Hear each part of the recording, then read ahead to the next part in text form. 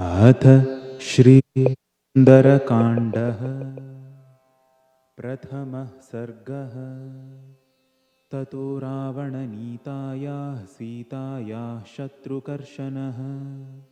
येष पदमन्वेष्टुं चारणाचरिते पथि दुष्करं निष्प्रतिद्वन्द्वं चिकीर्षन् कर्मवानरः समुदग्रशिरोग्रीवो गवां पतिरिवा बभौ अथ वैडूर्यवर्णेषु शाद्वलेषु महाबलः धीरः सलिलकल्पेषु विचचार यथा सुखम् द्विजान् वित्रासयन् धीमानुरसापादपान् हरन् मृगांश्च ओम गुरुर्ब्रह्मा गुरुर्विष्णु गुरुदेवो महेश्वरः गुरुः साक्षात् परब्रह्म तस्मै श्री गुरवे नमः। शरदिन्दु विकासमन्दहासान् स्फुरन्दीवरलोचनाभिरामाम् अरविन्द समान सुन्दरास्याम् अरविन्दासन सुन्दरीमुपासे। सपरिच्छदैः यक्षकिन्नरगन्धर्वैर्देवकल्पैश्च पन्नगैः सतस्य गिरिवर्यस्य तले नागवरायुते तिष्ठन् कपिवरस्तत्र ह्रदे नाग इवा बभौ स सूर्याय महेन्द्राय पवनाय स्वयंभुवे भूतेभ्यश्चाञ्जलिं कृत्वा चकारगमने मतिम् अञ्जलिं प्राङ्मुखः कुर्वन् पवनायात्मयोनये ततो हि ववृधे गन्तुं दक्षिणो दक्षिणां दिशं प्लवङ्गप्रवरैर्दृष्टः प्लवनीकृतनिश्चयः ववृधे रामवृद्ध्यर्थं समुद्र इव पर्वसु निष्प्रमाणशरीरः सन् लिलङ्घयिषुरर्णवम् बाहुभ्यां पीडयामास चरणाभ्यां च पर्वतम् स च चालाचलश्चापि मुहूर्तं कपिपीडितः तरूणां पुष्पिताग्राणां सर्वं पुष्पमशातयत् तेन पादपमुक्तेन पुष्पौघेन सुगन्धिना सर्वतः संवृतः शैलो बभौ पुष्पमयो यथा तेन चोत्तमवीर्येण पीड्यमानः स पर्वतः सलिलं सम्प्रसुस्रावमदं मत्त इव द्विपः पीड्यमानस्तु बलिना महेन्द्रस्तेन पर्वतः रीतिर्निर्वर्तयामास काञ्चनाञ्जनराजतीः मुमोच च शिलाः शैलो विशालाः समनः शिलाः मध्यमेनार्चिषा जुष्टो धूमराजीरिवानलः गिरिणा पीड्यमानेन पीड्यमानानि सर्वतः गुहाविष्टानि भूतानि विनेदुर्विकृतैः स्वरैः समहासत्त्वसन्नादः शैलपीडानिमित्तजः पृथिवीं पूरयामास दिशश्चोपवनानि च शिरोभिः पृतुभिः सर्पाव्यक्तस्वस्तिकलक्षणैः वमन्तः पावकं घोरं ददंशुर्दशनैः शिलाः तास्तदा सविषैर्दष्टाः कुपितैस्तैर्महाशिलाः जज्वलुः पावकोद्दीप्ता बिभिदुश्च सहस्रधा यानि चौषधजालानि तस्मिन् जातानि पर्वते विषघ्नान्यपि नागानां न शेकुः शमितुं विषम् भिद्यतेयं गिरिर्भूतैरिति मत्वा तपस्विनः त्रस्ता विद्याधरास्तस्मादुत्पेतु स्त्रीगणैः सह पानभूमिगतं हित्वा हैममासवभाजनं पात्राणि च महार्हाणि करकांश्च हिरण्मयान् लेह्यानुच्चावचान् भक्ष्यान् मांसानि विविधानि च आर्षभाणि च चर्माणि खड्गांश्च कनकत्सरून् कृतकण्ठगुणाः क्षीबा रक्तमाल्यानुलेपनाः रक्ताक्षाः पुष्कराक्षाश्च गगनं प्रतिपेदिरे हारनूपुरकेयूरपारिहार्यधरास्त्रियः विस्मिताः सस्मितास्तस्थुराकाशे रमणैः सह दर्शयन्तो महाविद्यां विद्याधरमहर्षयः सहितास्तस्थुराकाशे वीक्षाञ्चक्रुश्च पर्वतम् शुश्रुवुश्च तदा शब्दं ऋषीणां भावितात्मनां चारणानां च सिद्धानां स्थितानां विमलेऽम्बरे एष पर्वतसङ्काशो हनुमान् मारुतात्मजः तितीर्षति महावेगः समुद्रं मकरालयम् रामार्थं वानरार्थं च चिकीर्षन् कर्म दुष्करं समुद्रस्य परं पारं दुष्प्रापं प्राप्तुमिच्छति इति विद्याधरा श्रुत्वा वचस्तेषां महात्मनां तमप्रमेयं ददृशुः पर्वते वानरर्षभम् दुधुवे च स रोमाणि च कम्पे चाचलोपमः ननादसुमहानादं सुमहानिवतो यदः आनुपूर्व्येण वृत्तं च लाङ्गूलं लोमभिश्चितम् उत्पतिष्यन् विचिक्षेप पक्षिराज इवोरगम् तस्य लाङ्गूलमाविद्धमात्तवेगस्य पृष्ठतः ददृशे गरुडेनेव ह्रियमाणो महोरगः बाहू संस्तम्भयामास महापरिघसन्निभौ ससाद च कपिः कट्यां चरणौ सञ्चुकोच च संहृत्य च भुजौ श्रीमांस्तथैव च शिरोधरां तेजःसत्त्वं तथा वीर्यमाविवेश स वीर्यवान् मार्गमालोकयन् दूरादूर्ध्वं प्रणीते क्षणः रुरोधहृदये प्राणानाकाशमवलोकयन् पद्भ्यां दृढमवस्थानं कृत्वा स कपिकुञ्जरः निकुञ्च्य कर्णौ हनुमानुत्पतिष्यन् महाबलः वानराश्रेष्ठ इदं वचनमब्रवीत् यथा राघवनिर्मुक्तः शरश्वसनविक्रमः गच्छेत्तद्वद्गमिष्यामि लङ्कां रावणपालिताम् न हि द्रक्ष्यामि यदि तां लङ्कायां जनकात्मजाम् अनेनैव हि वेगेन गमिष्यामि सुरालयम् यदि वा त्रिदिवे सीतां न द्रक्ष्याम्यकृतश्रमः बद्ध्वा राक्षसराजानमानयिष्यामि रावणम् सर्वथा कृतकार्योऽहमेष्यामि सह सीतया आनयिष्यामि वालङ्कां समुत्पाट्य स रावणाम् एवमुक्त्वा तु हनुमान् वानरान् वेगेन वेगवान् विचारयन् सुपर्णमिव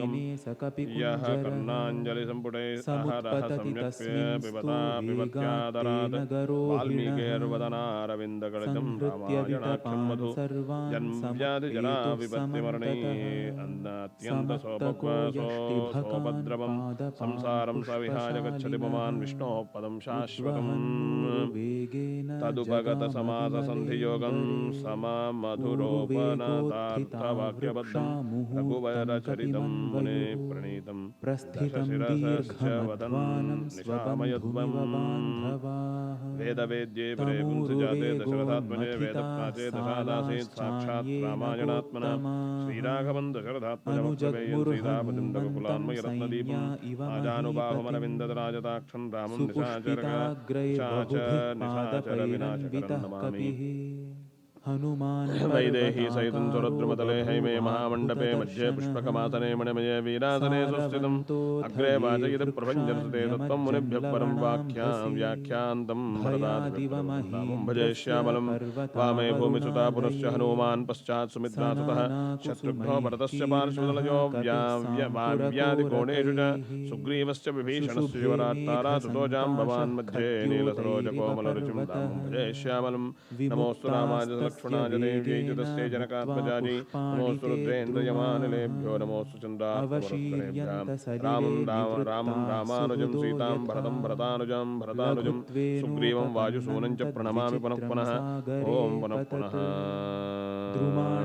विविधं पुष्पं कपिवायुसमीरितम् ಓಂ ಗುರುರ್ಬ್ರಹ್ಮ ताराचितमिवाकाशं ಗುರುರ್ವಿಷ್ಣು प्रबभौ ಗುರುರ್ದೇವೋ ಮಹೇಶ್ವರಃ समहार्णवः ಗುರು ಸಾಕ್ಷಾತ್ ಪರಬ್ರಹ್ಮ ತಸ್ಮೈ ಶ್ರೀ ಗುರವೇ ನಮಃ. पुष्पौघेणानुबद्धेन नानावर्णेन वानरः बभौ मेघ इवाकाशे विद्युद्गणविभूषितः ब्रह्मणस्पद आन शृण्वन्नोतिभिः सीदसादनम्. ಓಂ आपदामपहर्तारं दातारं सर्वसम्पदां लोकाभिरामं श्रीरामं भूयो भूयो नमाम्यहम्. ಓಂ ತಥೋ ರಾವಣನೀತಾಯ ಸೀತಾಯ ಶತ್ರುಕರ್ಷಣಃ ಈಶೇಷಪದಮನ್ವೇಷ್ಟುಂ ಚರಣಾಚರಿತೆ ಪಥಿ ದುಷ್ಕರಂ ನಿಷ್ಪ್ರತಿದ್ವಂದ್ವಂ ಚಿಕೀರ್ಷನ್ ಕರ್ಮವಾನರಃ ಸಮುದಗ್ರಶಿರೋಗ್ರೀವೋ ಗವಾಂ ಪತಿರಪಾವಿಭೌ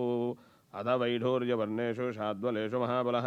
ಧೀರಃ ಸಲಿಲಕಲ್ಪೇಷು ವಿಚಚಾರ ಯಥಾ ಸುಖಂ ದ್ವಿಜಾನ್ ವಿತ್ರಾಸಯನ್ ಧೀಮಾನ್ ಉರಸಾ ಪಾದಪಾನ್ ಹರನ್ ಮೃಗಾಂಶ್ಚ ಸುಬಹೂನ್ ವಿಘ್ನನ್ ಪ್ರವೃದ್ಧ ಇವ ಕೇಸರಿ ನೀಲಲೋಹಿತಮಾಂಜಿಷ್ಠಪತ್ರವರ್ಣೈಃ ಸಿತಾಸಿತೈಃ ಸ್ವಭಾವವಿಹಿತೈಶ್ಚಿತ್ರೈಃ ಧಾತುಭಿಃ ಸಕಲಂ ಕೃತಂ ಕಾಮರೂಪಿಭಿರಾವಿಷ್ಟಂ ಆಭೀಕ್ಷ್ಣಂ ಸಪರಿಚ್ಛದೈಃ ಯಕ್ಷಕಿನ್ನರಗಂಧರ್ವೈಃ ದೇವಕಲ್ಪೈಶ್ಚ ಪನ್ನಗೈಃ ಸತಸ್ಯ ಗಿರಿವರ್ಯಸ್ಯ ತಲೆ ನಾಗವರಾಯುತೆ ತಿಷ್ಠನ್ ಕಪಿವರಸ್ತತ್ರ ಹರದೆ ನಾಗ ಇವಾ ಬಭೌ ಸಸೂರ್ಯಾಯ ಮಹೇಂದ್ರಾಯ ಪವನಾಯ ಸ್ವಯಂಭುವೆ ಭೂತೇಭ್ಯಶ್ಚಾಂಜಲಿಂ ಕೃತ್ವಾ ಚಕಾರ ಗಮನೆ ಮತಿಂ ಅಂಜಲಿಂ ಪ್ರಾಂಗುಖಕೃತ್ವಾ ಪವನಾಯಾತ್ಮಯೋನಯೇ ತಥೋ ಹಿ ವವೃಧೇ ಗಂತುಂ ದಕ್ಷಿಣೋ ದಕ್ಷಿಣಾನ್ ದಿಶಂ ಪ್ಲವಂಗಪ್ರವರೈರ್ದೃಷ್ಟಃ ಪ್ಲವನೆ ಕೃತನಿಶ್ಚಯಃ ವವೃಧೇ ರಾಮವೃದ್ಧ್ಯರ್ಥಂ ಸಮುದ್ರ ಇವ ಪರ್ವಸು ನಿಷ್ಪ್ರಮಾಣ ಶರೀರಸ್ಸನ್ ಲಿಲಂಘ ಇಶುರರ್ನವಂ ಬಾಹುಭ್ಯಾಂ ಪೀಡಯಾಮಾಸ ಚರಣಾಭ್ಯಾಂ ಚ ಪರ್ವತಂ ಸಚಚಾಲಾಚಲಶ್ಚಾಪಿ ಮುಹೂರ್ತಂ ಕಪಿಪೀಡಿತಃ ತರುಣಾಂ ಪುಷ್ಪಿತಾಗ್ರಾಣಾಂ ಸರ್ವಂ ಪುಷ್ಪಮಶಾತಯತ್ ತೇನ ಪಾದಪಮುಕ್ತೇನ ಪುಷ್ಪೌಘೇಣ ಸುಗಂಧಿನ ಸರ್ವತಃ ಸಂಪ್ರತಃ ಶೈಲೋ ಬಭೌ ಪುಷ್ಪಮಯೋ ಯಥಾ ತೇನ ಚೋತ್ತಮವೀರ್ಯೇಣ ಪೀಡ್ಯಮಾನಃ ಸ ಪರ್ವತಃ ಸಲಿಲಂ ಸಂಪ್ರಸುಸ್ರಾವ ಮದಂ ಮತ್ತ ಇವ ದ್ವಿಪಃ ಪೀಡ್ಯಮಾನಸ್ಸು ಬಲಿನಾ ಮಹೇಂದ್ರಸ್ತೇನ ಪರ್ವತಃ ಈತಿ ನಿರ್ವರ್ತಯಾಮಾಸ ಕಾಂಚನಾಂಜನರಾಜತೀಃ ಮುಮೋಚ ಚ ಶಿಲಾಶೈಲೋ ವಿಶಾಲಃ ಸಮನಾಃ ಶಿಲಾಃ ಮಧ್ಯಮೇನಾರ್ಚಿಷಾ ಜುಷ್ಟೋ ಧೂಮರಾಜಿರಿವಾನಲಃ ಗಿರಿಣಾ ಪೀಡ್ಯಮಾನಾನಿ ಸರ್ವತಃ ಗುಹಾವಿಷ್ಟಾನಿ ಭೂತಾನಿ ವಿನೇದುರ್ವಿಕೃತೈಶ್ವರೈಃ ಸಮಹಾಸತ್ವಸನ್ನಾದಾ ಶೈಲಪೀಡಾನಿಮಿತ್ಯಜಃ ಪೃಥಿವೀಂ ಪೂರಯಾಮಾಸ ದಿಶಶ್ಚೋಪವನಾನಿ ಚ ಶಿರೋಭಿಃ ಸರ್ಪಾವ್ಯಕ್ತಸ್ವಸ್ತಿಕಲಕ್ಷಣೈಃ ವಮಂತಃ ಪಾವಕಂ ಘೋರಂ ದದಂಶುರ್ದಶನೈಃ ಶಿಲಾಃ ತಾಸ್ತದಾ ಸವಿಷೈರ್ದಷ್ಟಾಃ ಕುಪಿತೈಃ ತೈಃ ಮಹಾಶಿಲಾಃ ಜಜ್ವಲುಃ ಪಾವಕೋ ದೀಪ್ತಾಃ ಬಿಬುಧುಶ್ಚ ಸಹಸ್ರದಾ ಯಾನಿ ಚೌಷಧಜಾಲಾನಿ ತಸ್ಮಿನ್ ಜಾತಾನಿ ಪರ್ವತೆ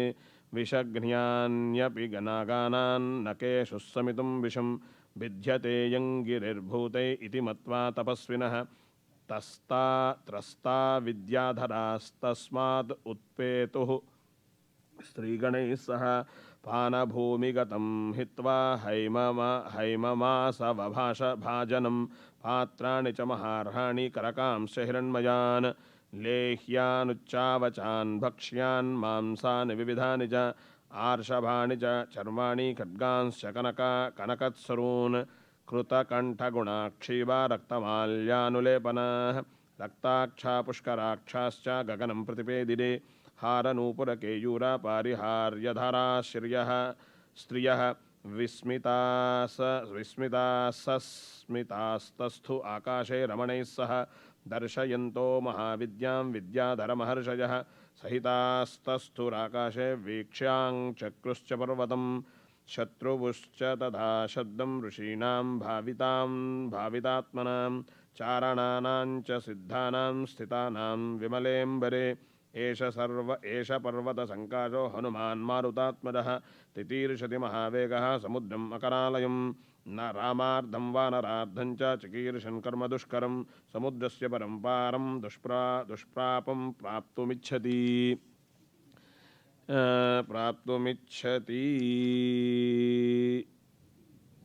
इति विद्याधरा श्रुत्वा वचस्तेषां महात्मनां तमप्रमेयं ददृशुः पर्वते वानरर्षभं दुधुवे च सरोमाणि चकम्पे चाचलोपमः ननाद सुमहानादं सुमहानिवतो यदः अनुपूर्व्येण वृत्तञ्च लाङ्गुलं लोमभिश्चितम् उत्पतिष्यन् विचिक्षेप पक्षिराज इवोरगं तस्य लाङ्गूलमाविद्धम् आत्तवेगस्य पृष्ठतः ददृशे गरुडेनेव प्रियमाणो महोरगः बाहुसंस्तम्भयामास महापरिघसन्निभौ ससाद च कपिः कट्याञ्चरणौ सञ्चुकोच च संहृत्य च भुजौ श्रीमान् तथैव च शिरोधरां तेजःसत्त्वं तथा वीर्यम् अविवेश च वीर्यवान् मार्गमालोकयन् दूरात् ऊर्ध्वं प्रणिहिते क्षणः रुरोधहृदये प्राणान् आकाशमवलोकयन् पद्भ्यां दृढमवस्थानं कृत्वा स च कपिकुञ्जरः निकुञ्जकर्णो हनुमान् उत्पतिष्यन् महाबलः वानरश्रेष्ठ इदं वचनमब्रवीत् यथा राघवनिर्मुक्ता शरः श्वसनविक्रमः गच्छेत् तद्वद्गमिष्यामि लङ्कां रावणपालितां न हि द्रक्ष्यामि यदि तां लङ्कायां जनकात्मजाम् अनेनैव हि वेगेन गमिष्यामि सुरालयं यदि वा त्रिदिवे सीतां न द्रक्ष्याम्यकृतश्रमः बद्ध्वा राक्षसराजानम् आनयिष्यामि रावणं सर्वथा कृतकार्योऽहम् एष्यामि सह सीतया आनयिष्यामि वा लङ्कां समुत्पट्य सरावणाम् एवमुक्त्वा तु हनुमान् वानरोत्तमः उत्पपादाध वेगेन वेगवान् विचारयन् सुवर्णमिव चात्मानं मेने स कपिकुञ्जरः समुत्पतिति तस्मिंस्तु वेगात्ते नगरोहिणः संहृत्य विटपान् सर्वान् समुत्पेतुः समन्ततः समत्तको यष्टिबकान् पादपान् पुष्पशालिनः उद्वहन्नूरुवेगेन जगाम विमलेऽम्बरे ऊरुवेगोत्थिता वृक्षा मुहूर्तं कपिमन्वयः प्रस्थितं दीर्घमध्वानं स्वबन्धुमिव बान्धवः तमूरुवेगोन्मथिता शालाश्चान्येन गोत्तमाः अनुजग्मुः हनूमन्तं सैन्या इव महीपतिं सुपुष्पिताग्रैर्बहुभिः पादपैरन्वितः कपिः हनुमान् पर्वताकारो बभूवाद्भुतदर्शनः सारवन्तोधये वृक्षान्यमज्जन् लवणाम्भसि भयादिव महेन्द्रस्य पर्वतावरुणालये सन्नानाकुसुमैः कीर्णः कपिस्साङ्कुरकोरकैः शुशुभे मेघसङ्काशः खद्योतैरिव पर्वतः विमुक्तास्तस्य वेगेन मुक्त्वा पुष्पाणि ते द्रुमाः अवशीर्यन्त सलिले निवृत्ताः सुहृदो यथा लघुत्वेनोपपन्नं तद्विचित्रं सागरे पतत् ध्रुमाणां विविधं पुष्पं कपिवायुसमीरितं ताराचितमिवाकाशं प्रबभौ समहर्णवः पुष्पौघेणानुबद्धेन नानावर्णेन वानरः बभो मेघ इवाकाशे विद्युद्गणविभूषितः तस्य वेगसमादूतैः पुष्पैस्तोयमिव अदृश्यत ताराभिरभिरामाभिः उदिताभिरिवाम्बरम् तस्यांबरगतौ बाहु ददृशा ते प्रसारितौ पर्वताग्रात् विनिष्क्रान्तौ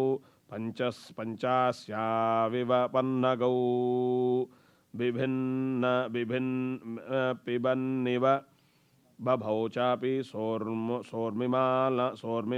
महार्णवं पिपासुरिव चाकाशं ददृशे च महाकपिः तस्य विद्युत्प्रभाकारे वायुमार्गानुसारिणः नयने विप्रकाशेते पर्वतस्था विवानलौ पिङ्गे पिङ्गाक्षमुख्यस्य बृहति परिमण्डले चक्षुषी सम्प्रकाशेते चन्द्रसूर्या विनोदितौ मुखं नासिकया तस्य ताम्रमा बभौ सन्ध्यया समभिस्पृष्टं यथा तत्सूर्यमण्डलं लाङ्गुलं च समाविद्धं प्लवमानस्य शोभते अम्बरे वायुपुत्रस्य चक्रध्वर इवोच्छ्रितः लाङ्गूलचक्रेण महान् शुक्रदंष्ट्रोलिलात्मजः व्यरोचत महाप्राज्ञः परिवेशीव भास्करः स्निग्धेशेनाभिताम्रेण रराज समहाकपिः महता दारितेनैव गिरिर्गैरिकधातुना तस्य वानरसिंहस्य प्लवमानस्य सागरं कक्षान्तरगतो वायुः जीमूत इव गर्जति खे यदा निपतत्कुल्या ह्युत्तरां ताद्विनिस्मृताः दृश्यते सानुबन्धा च तथा स कपिकुञ्जरः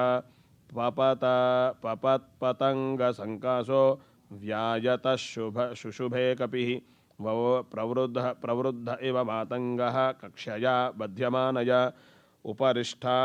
उपरिष्टाच्चरीरेण छायया छावगाढया सागरे मारुताविष्टा नौरिवासीत् तदा कपिः यं देशं समुद्रस्य जगाम स महाकपिः ससत्तस्योरुवेगेन सोन्माद इव लक्ष्यते सागरस्योर्मिजालानाम् उरसा शैलवर्ष्मणाम् अभिघ्नंस्तु महावेगः पुप्लुवे स महाकपिः कपिवातबलवान् मेघवातश्च निःसृतः सागरं भीमनिर्घोषं कम्पयामास तर्भृशं विकर्षन्मूर्निजालानि बृहन्ति लवणाम्भसि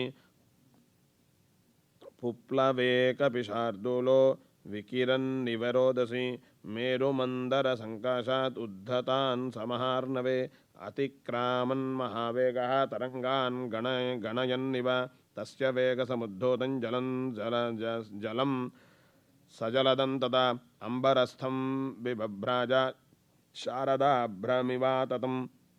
तिमिनक्रझषा कूर्मा दृश्यन्ते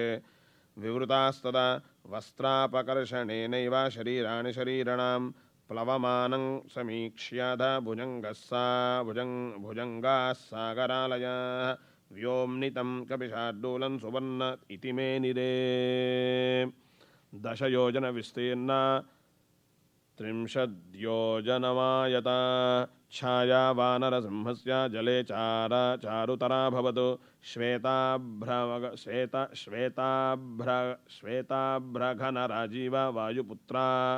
पुत्रानुगामिनी तस्य सा शुशुभे छाया वितता लवणाम्भसि शुशुभे स महातेजा महाकायो महाकपिः वायुमार्गे निरालम्बे पक्षवानिव पर्वतः एनासौ याति बलवान् वेगेन कपिकुञ्जरः तेन मार्गेण सहसा द्रोणीकृत इवार्णवः अपाते पक्षिसङ्घानां पक्षिराज इव व्रजन् हनुमान् मेघजालानि प्रकर्षन् मारुतो यथा पाण्डुरारुणवर्णानि निमलाञ्जिष्ठकानि च कपिनाकृष्यमाणानि महाभ्राणि च काशिरे प्रविसन्नद्भ्रजालानि निष्पतंश्च पुनः पुनः प्रच्छन्नश्च प्रकाशश्च चन्द्रमा इव लक्ष्यते प्लवमानन्तु तं दृष्ट्वा प्लवङ्गं त्वरितं तथा ववर्षुः पुष्पवर्षाणि देवगन्धर्वदानवः ततापनहितं सूर्यः प्लवन्तं वानरोत्तमं शिशेवे च तदा वायुः रामकार्यार्थसिद्धये ऋषयस्तुष्टुवुश्चैनं प्लवमानं विहायसा जगुश्च देवगन्धर्वा प्रशसन्तो महौजसं नागाश्च तुष्टुवुर्यक्षा रक्षांसि विबुधा खगाः प्रेक्ष्य सर्वे कपिवरं सहसा विकतक्लमम्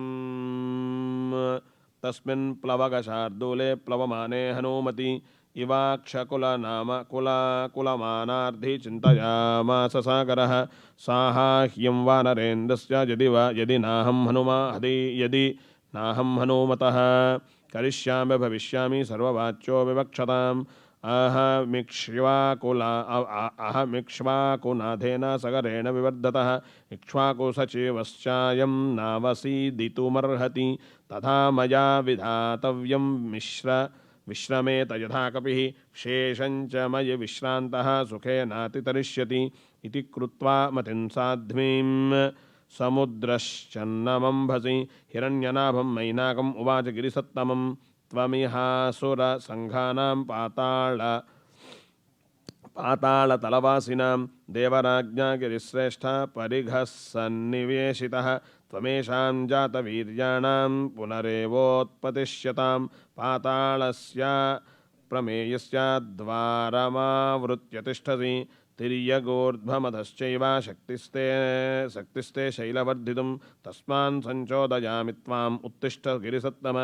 स एष कपिशार्दूलः त्वामुपर्येति वीर्यवान् हनूमान् रामकार्यार्थं भीमकर्माणि कमाप्लुतः अस्य साह्यं मया कार्यम् इक्ष्वाकुकुलवर्तिनः मम हीक्ष्वाकवः पूज्यः परं पूज्यतमस्तव कुरु साचिव्यमस्माकं ननः कार्यमतिक्रमेत् कर्तव्यमकृतं कार्यं सतां मन्युमुदीरयेत् सलिलाद्वूर्ध्वमुत्तिष्ठ तिष्ठत्वेष कपिस्त्वयि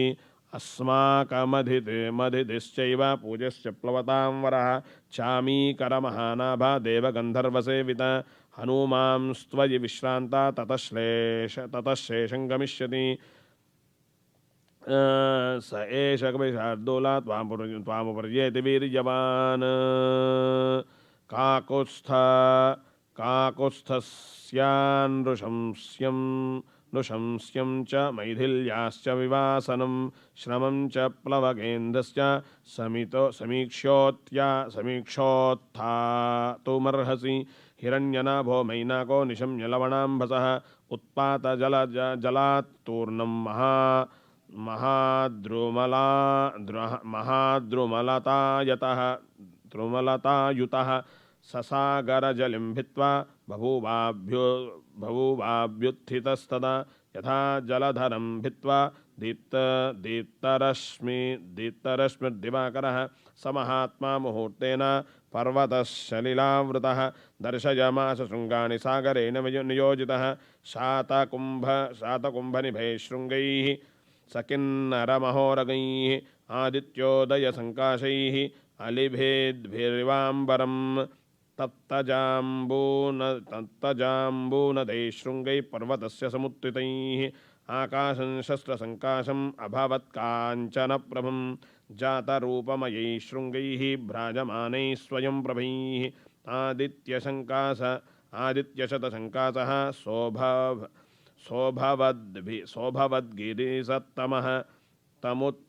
तमुत्थितमसङ्गेन हनूमानग्रतस्थितं मध्ये लवणतोयस्य विघ्नोऽयमिति निश्चितः समुच्छ्रितमत्यर्थं महावेगो महाकविः उरसा पातयामास जीमूत इव मारुतः स तथा पातितस्तेन कपिना पर्वतोत्तमः बुद्ध्वा तस्य कपेर्वेगं जहर्ष च ननन्द च तमाकाशगतं वीरम् आकाशे समुपस्थितः प्रीतो हृष्टमनावाक्यं बब्रवीत् पर्वतः कपिं मानुषं धारयन् रूपम् आत्मनः शिखरे स्थितः दुष्करं कृतवान् कर्मत्वमिदं वानरोत्तम निपत्य मम शृङ्गेषु विश्रमस्व यथाशुकं राघवस्य कुले जातैः उदधिः परवर्धितः सत्त्वां रामहिते युक्तं प्रत्यर्चयति सागरः कृते च प्रतिकर्तव्यम् एष धर्मसनातनः सोऽयं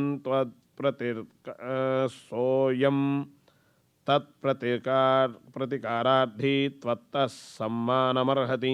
त्वन्निमित्तमनेनाहं बहुमानात् प्रचोदतः तिष्ठत्वं कपिशार्दूल मयि विश्रम्य गम्यतां योजनानां शतं चापि कपिरेष खमाप्लुतः तव सानुष विश्रान्तः शेषं प्रक्रामयतामिति तदिदं गन्धवत्स्वादुः कन्दमूलफलम्बुः तदास्वाद्य हरिश्रेष्ठा विश्रान्तो अनुगमिष्यसि अस्माकमपि सम्बन्धः कपिमुख्यत्वयास्ति वै प्रख्यातस्त्रिषु लोकेषु महागुणवपरिग्रह प्लवन्तो ये प्लवङ्गा मारुतात्मज तेषां मुख्य तमं मन्ये त्वामहं कपिकुञ्जरः अतिथिः किल पूजारः प्राकृतोऽपि विजानत धर्मं जिज्ञानसमानेनं किं पुनः स्वादृशो महान् त्वं हि देववरिष्ठस्य मारुतस्य महात्मना पुत्रस्तस्यैव वेगेन सदृशः कपिकुञ्जरः पूजिते त्वयि धर्मज्ञः पूजां प्राप्नोति मारुतः तस्मात् त्वं पूजनीयो मे शृणु चाप्यत्र कारणं पूर्वं कृतयुगे तात पर्वताः पक्षिणो भवन् ते हि जग्मुर्विधिः सर्वा गरुडानिलवेगिनः ततस्तेषु प्रजातेषु देवसङ्घाः सहर्षिभिः भूतानि च भयं जग्मुः तेषां पतनशङ्कया ततः क्रुद्धः सहस्राक्षा पर्वतानां सतक्रतुः पक्षांश्चिच्छेदवज्रेण तत्र सहस्रशः समामुपागतः क्रुद्धो वज्रमुद्यम्य देवराड् ततोऽहं सहसा क्षिप्तः श्वसनेन महात्मना अस्मिन् लवणतो ये च प्रक्षिप्तप्लवगोत्तम गुप्तपक्षसमग्रश्च तव पित्राभिरक्षितः ततोऽहं मानयामि त्वां मान्यो हि मम मारुतः त्वया मे ह्येष सम्बन्धः कपिमुख्यमहागुणः तस्मिन्नेवं गते कार्ये सागरस्य ममैव च प्रीतिं प्रीतमनाः कर्तुं त्वमर्हसि महाकपे श्रमं मोक्षय पूजां च गृहाण कपिसत्तम प्रीतं च बहुमन्यस्व प्रीतोऽस्मि तव दर्शनाद् एवमुक्तः कविश्रेष्ठः तन्नगोत्तमब्रवीद् प्रीतोऽस्मि कृतमातिथ्यं मन्युरेशोपनीयतां त्वरते कार्यकालो मे अपहश्चाप्यतिवर्तते प्रतिज्ञा च मया दत्ता न च स्थातव्यमिहान्तरे इत्युक्त्वा पाणिना शैलम् आलभ्य हरिपुङ्गवः जगामाकाशमाविश्य वीर्यवान् प्रहसन्निव सपर्वतसमुद्राभ्यां बहुमानदवेक्षितः पूजितश्चोपपन्नाभिः आशीर्भिरनिलात्मजः अधोर्ध्वं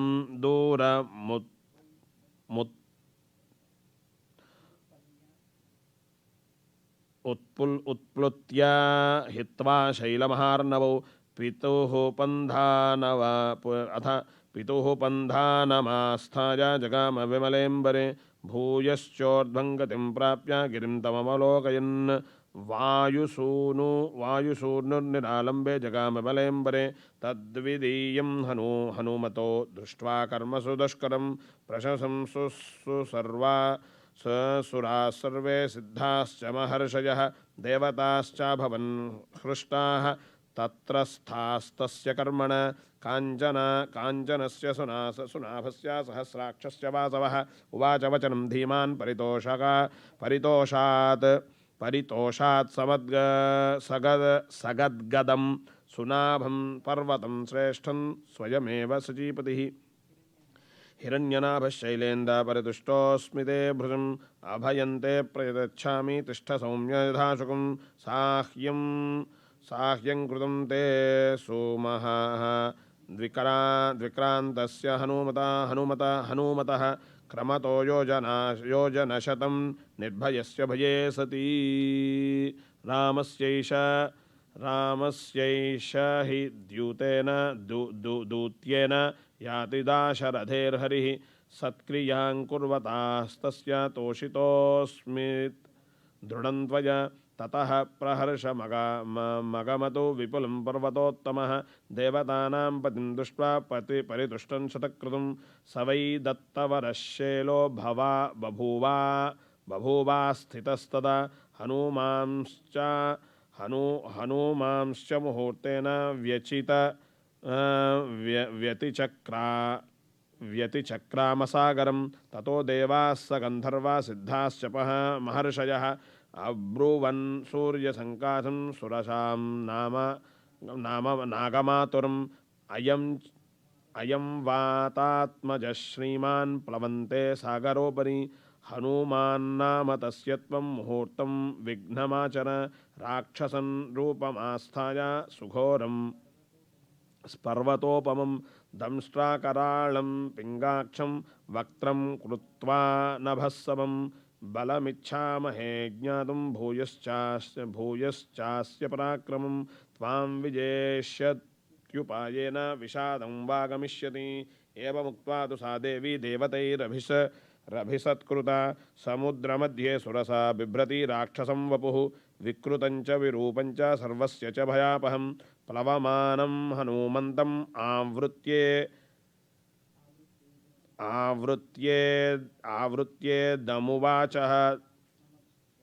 मम भक्ष्यप्रदिष्टत्वम् ईश्वरैर्वानरर्षभः अहं त्वां भक्षयिष्यामि प्रविषेदं ममानकम् एवमुक्तः सुरसया प्राञ्जलिर्वानरर्षभः प्रहोष्टवदनं श्रीमान् इदं वचनमब्रवीद् रामो दशरथिर्नाम प्रविष्टो दण्डकावनं लक्ष्मणेन सह भ्राता वैदेह्या चापि भार्यया अन्यकार्यविषक्तस्य मध्यवैर्यस्य राक्षसैः तस्य सीता हृता भार्या रावणेन यशस्विनी तस्याः सकाशं दूतोऽहं गमिष्येन रामशासनात् कर्तुमर्हसि रामस्य साह्यं विषयवासिनी अथवा मैथिलीं दृष्ट्वा रामं चाक्लिष्टकारिणम् आगमिष्यामि ते वक्त्रं सत्यं प्रतिशृणोमि ते एवमुक्त्वा हनुमता सुरसा कामरूपिणी वर्तेन्मां कश्चिदेशवरो मम तं प्रयान्तं समुद्वीक्ष्य सुरसा वाक्यमब्रवीद् बलं जिज्ञासमाना वै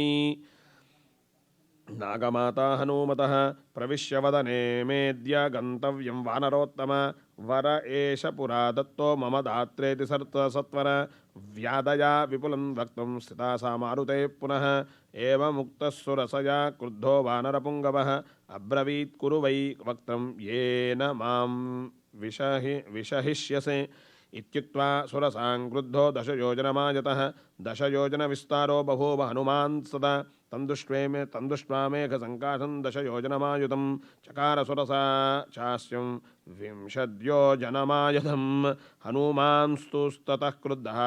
30 योजनमायतः चकार सुरसां वक्त्रं 40 तथोच्छितं बभूव हनुमान् वीरः 50 योजनोच्छ्रितः चकार सुरसा वक्त्रं 60 योजनमायतं तथैव हनुमान् वीरः 70 योजनोच्छ्रितः चकार सुरसा वक्त्रं 80 योजनायतं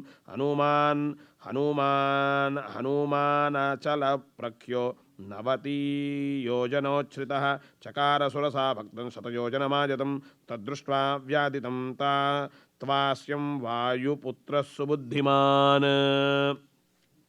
दीर्घजिह्वन सुरसया सुघोरं नरकोपमं सुसंक्षिप्यात्मनः कायं बभूवाङ्गुष्ठमात्रकः सोऽभिपत्यातु तद्वक्त्रं निष्पत्य च महाजवः अन्तरिक्षे स्थितः श्रीमान् इदं वचनमब्रवीत् प्रविष्टोऽस्मि हि ते वक्त्रं दाक्षायणि नमोऽस्तु ते गमिष्ये यत्र वैदेह्यः सत्यं चासीद्वरस्तव त्वं दृष्ट्वा वदनान्मुक्तं चन्द्रन् राहुमुखादिव अब्रवीत् सुरसा देवी स्वेन रूपेण वानरम् अर्धसिद्धे हरिश्रेष्ठ गच्छ सौम्य यथाशुकं समानयस्व वैदेहन् राघवेण महात्मना ततः तृतीयं हनुमतो दृष्ट्वा कर्मसु दुष्करं साधु साध्वीति भूतानि प्रशसं सुस्तदारिहं ससागरमनादृष्ट्यम् अभ्येत्य वरुणालयं जगामाकाशमाविश्य वेगेन गरुडोपमः सेविते वारिधाराभिः पतकैश्च निषेविते चरिते वैशिकाचार्यै ऐरावत निषेविते सिंहकुञ्जरशार्दूल पतरोरगवाहनैः विमानैः सम्पतिद्भिश्च विमलैः समलङ्कृते वज्राशनि समाघातैः पावकैरुपशोभिते कृतपुण्यैर्महाभागैः स्वर्गजिद्भिरलङ्कृते वहता हव्यमत्यर्थं सेविते चित्तभानुना ग्रहनक्षत्रचन्द्रार्का तारणा गणविभूषिते राम रामाय नमः। ओम महर्षि गणगंधर्वा अथा महर्षि आपदामपहर्तारं दातारं सर्वसंपदां लोकाभिराम श्रीराम भूयो भूयो नमाम्यहं। महर्षि गणगंधर्व नागयक्षसमाकुले विविक्ते विमले विश्वे विश्वावसुनिषेविते देवराजगदा गजाक्रान्ते चन्द्रसूर्यपदे शिवे विताने जीवलोकस्य वितते ब्रह्मनिर्मिते बहुसेविते वीरै विद्याधरकरैर्वरैः जगामवायुमार्गे तु गुरुत्मानिव मारुतिः हनुमान् मेघजालानि प्रकर्षन् मारुतो यथा कालागरुसवर्णानि रक्तपीतसितानि च कपिनाकृष्यमाणानि महाभ्राणि चकाशिने प्रविशन्नभ्रजालानि निष्पतंश्च पुनः पुनः प्रावुषीन्दुरिवाभाति निष्पतन् प्रविशंस्तथा प्रदृश्यमानः सर्वत्र हनुमान् मारुतात्मजः भेजेम्बरं निरालम्बन् लम्ब पक्ष इवाद्रिराट् प्लवमानं तु तं दृष्ट्वा सिंहिका नाम राक्षसी मनसा चिन्तयामास प्रवृद्धा कामरूपिणी अद्य दीर्घस्य कालस्य भविष्याम्यमहाशिता इदं हि मे महत् सत्वं चिरस्य वशमागतम् इति संचित्य मनसा छायामस्य समाक्षितं छायायां गृह्यमाणायां चिन्तयामास वानरः समाक्षिप्तोऽस्मि सहसा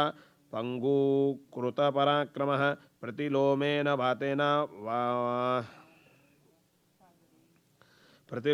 वातेन महानौरिव सागरे तिर्यगूर्ध्वमधश्चैव वीक्ष्यमाणस्तथा कविः ददर्श समहत्सत्त्वम् उत्थितं लवणाम्भसि तद्दृष्ट्वा चिन्तयामास मारुतिर्विकृताननम् कपिराजेन कथितं सत्त्वमद्भुतदर्शनं छायाग्राहि महावीर्यं तदिदं नात्र संशयः सतां बुद्ध्वार्धत्वेन सिंहिकां मतिमान् कपिः व्यवर्धत महाकाय प्राहुषीव बलाहकः तस्य साकाय मुद्वीक्ष्य वर्धमानं महाकपेः वक्त्रं प्रसारयामास पातालान्तरसन्निभं घनराजीव गर्जन्ति वानरं समुभेद्रवत् सददर्श ततः सस्त्या विवृतं समहन्मुखन् कायमात्रञ्च मेधावी घर्माणि च महाकपिः स तस्यावृते वक्त्रे वज्रसंहननः कपिः संक्षिप्य मुहुरात्मानं निष्प्रपातमहाबलः आस्ये तस्या निमज्जन्तं ददृशुः सिद्धचारिणाः ग्रस्यमानं यथा चन्द्रं पूर्णं पर्वाणि राहुणा ततस्तस्या नखैस्तीक्ष्णैः मर्माण्युत्कृत्य वानरः उत्पपाताध वेगेन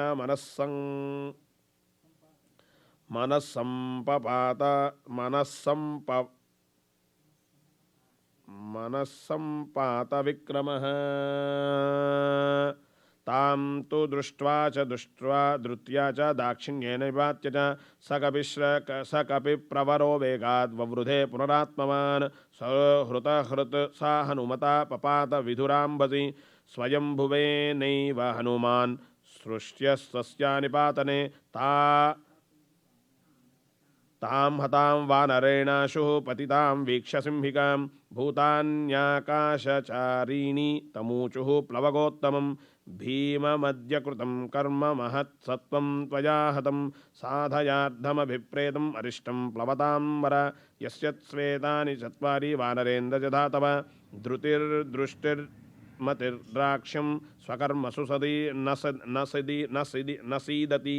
सतैः संभावितः पूज्यः प्रतिपन्नप्रयोजनः जगामाकाशमाविश्य पन्नगाशनवत्कपिः प्राप्तभूयिष्ठपारस्तु सर्वतः प्रतिलोकयन् योजनानां शतांस्यान्ते वानराजिन्ददर्शसः तदर्श जपतेन्नेव विविधध्रुमभाषितम् द्वीपं च शाखां मृगश्रेष्ठो मलयोपवनानि च सागरं सागरानूपं सागरानूपजान् सागरस्य च पत्नीनां मुखान्यपि विलोकयन् समहामेघसङ्कासं समीक्ष्यात्मवान्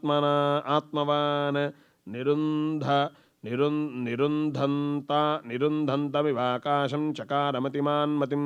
कायवृद्धिं प्रवेगञ्च मम दृष्ट्वैव राक्षसाः मयि कौतूहलं कुर्युः इति मेने महाकपिः ततः शरीरं संक्षिप्य तन्महीधरसन्निभं पुनः प्रकृतिमापेदे वीतमोह इवात्मवान् तद्रूपम् अतिसंक्षिप्य हनुमान् प्रकृतौ स्थितः त्रीन् क्रमानिव विक्रम्य बलवीर्यहरो हरिः सचारु नानाविधरूपधारी परं समासाद्य समुद्रतीरं परैरशक्य प्रतिपन्नरूपः समीक्षितात्मनः समुवेक्षितार्धः ततः सलम्बस्य गिरे समृद्धे विचित्रकूटे निपपातकूटे सकेतकोद्धालकनालिकेरे महाद्रिकूटप्रतिमो महात्मा ततस्तु संप्राप्य समुद्रतीरं समीक्ष्य लङ्कां गिरिवर्यमूर्ध्नि कपिस्तु तस्मिन् निपपातपर्वते विधूयरूपं व्यधयन् मृगद्विजान् ससागरं दानवपन्नगायुतं बलेन विक्रम्य महोर्मिमालिनं निपत्य तीरे च महोदरेस्तदा ददर्श लङ्काम् अमरामतीमिव। इत्यार्षे श्रीमद् रामायणे वाल्मीकिये आदिकाव्ये सुन्दरकाण्डे प्रथमः आपदामपहत्तारं दातारं सर्वसम्पदां लोकाभिरामं श्रीरामं भूयो भूयो नमाम्यहम् आपदामपहत्तारं दातारं सर्वसम्पदां लोकाभिरामं श्रीरामं भूयो भूयो नमाम्यहम् आपदामपहत्तारं दातारं सर्वसम्पदां लोकाभिरामं श्रीरामं भूयो भूयो नमाम्यहम् आपदामपहत्तारं दातारं सर्वसम्पदां लोकाभिरामं श्रीरामं भूयो भूयो नमाम्यहम्। ॐ राम रामाय नमः। ॐ राम रामाय नमः। ॐ राम रामाय नमः। ॐ राम रामाय नमः। ॐ राम रामाय नमः। ॐ राम रामाय नमः। ॐ राम रामाय नमः। ॐ राम रामाय नमः। ॐ राम रामाय नमः। ಓಂ ರಾಂ ರಾಮಾಯ ನಮಃ ಓಂ ರಾಂ ರಾಮಾಯ ನಮಃ ಓಂ ಹರಿಮರ್ಕಟಮರ್ಕಟಾಯ ನಮಃ ಓಂ ಹರಿಮರ್ಕಟಮರ್ಕಟಾಯ ನಮಃ ಓಂ ಹರಿಮರ್ಕಟಮರ್ಕಟಾಯ ನಮಃ ಓಂ ಹರಿಮರ್ಕಟಮರ್ಕಟಾಯ ನಮಃ ಓಂ ಹರಿಮರ್ಕಟಮರ್ಕಟಾಯ ನಮಃ ಓಂ ಹರಿಮರ್ಕಟಮರ್ಕಟಾಯ ನಮಃ ಓಂ ಹರಿಮರ್ಕಟಮರ್ಕಟಾಯ ನಮಃ ಓಂ ಹರಿಮರ್ಕಟಮರ್ಕಟಾಯ ನಮಃ ಓಂ ಹರಿಮರ್ಕಟಮರ್ಕಟಾಯ ನಮಃ.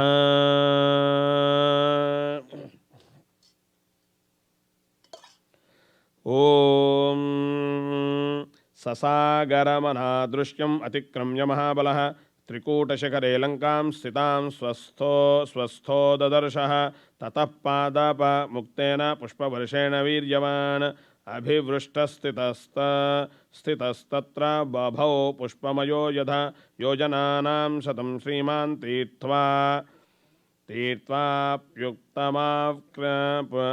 ತೀರ್ಥ್ವಾಪ್ಯುಕ್ತವಿಕ್ರಮಃ ಅನಿಶ್ವಸನ್ ಕಪಿಸ್ತಸ್ತ್ರ ನಗ್ಲಾನಿಮಧಿಗಚ್ಚತಿ ಶತಾನ್ಯಹಂ ಯೋಜನಾನಾಂ ಕ್ರಮೇಯನ್ ಸುಬಹೂನ್ಯಪಿ ಕಿಂ ಪುನಃ ಸಾಗರಸ್ಯಾಂತಂ ಸಂಖ್ಯಾತಂ ಶತಯೋಜನಂ ಸತು ವೀರ್ಯವತಾಂ ಶ್ರೇಷ್ಠಃ ಪ್ಲವತಾಮಸಿಚೋತ್ತಮಃ ಜಗಾಮ ವೇಗವಾನ್ ಲಂಕಾಂ ಲಂಘಯಿತ್ವಾ ಮಹೋದಧಿಂ ಶಾದ್ವಲಾನಿ ಚ ನೀಲಾನಿ ಗಂಧವಂತಿ ವನಾನಿ ಚ ಗಂಡವಂತಿ ಚ ಮಧ್ಯೇನ ಜಗಾಮ ನಗವಂತಿ ಚ ಶೈಲಾಂಶ್ಚ ತರು ಸಂಚನ್ನಾನ್ ವಾನರಾಜೀಶ್ಚ ಪುಷ್ಪಿತಾಃ ಅಭಿಚಕ್ರಾಮ ತೇಜಸ್ವಿ ಹನುಮಾನ್ ಪ್ಲವಗರ್ಷಭಃ ಸ ತಸ್ಮಿನ್ನಚಲೆ ತಿಷ್ಠನ್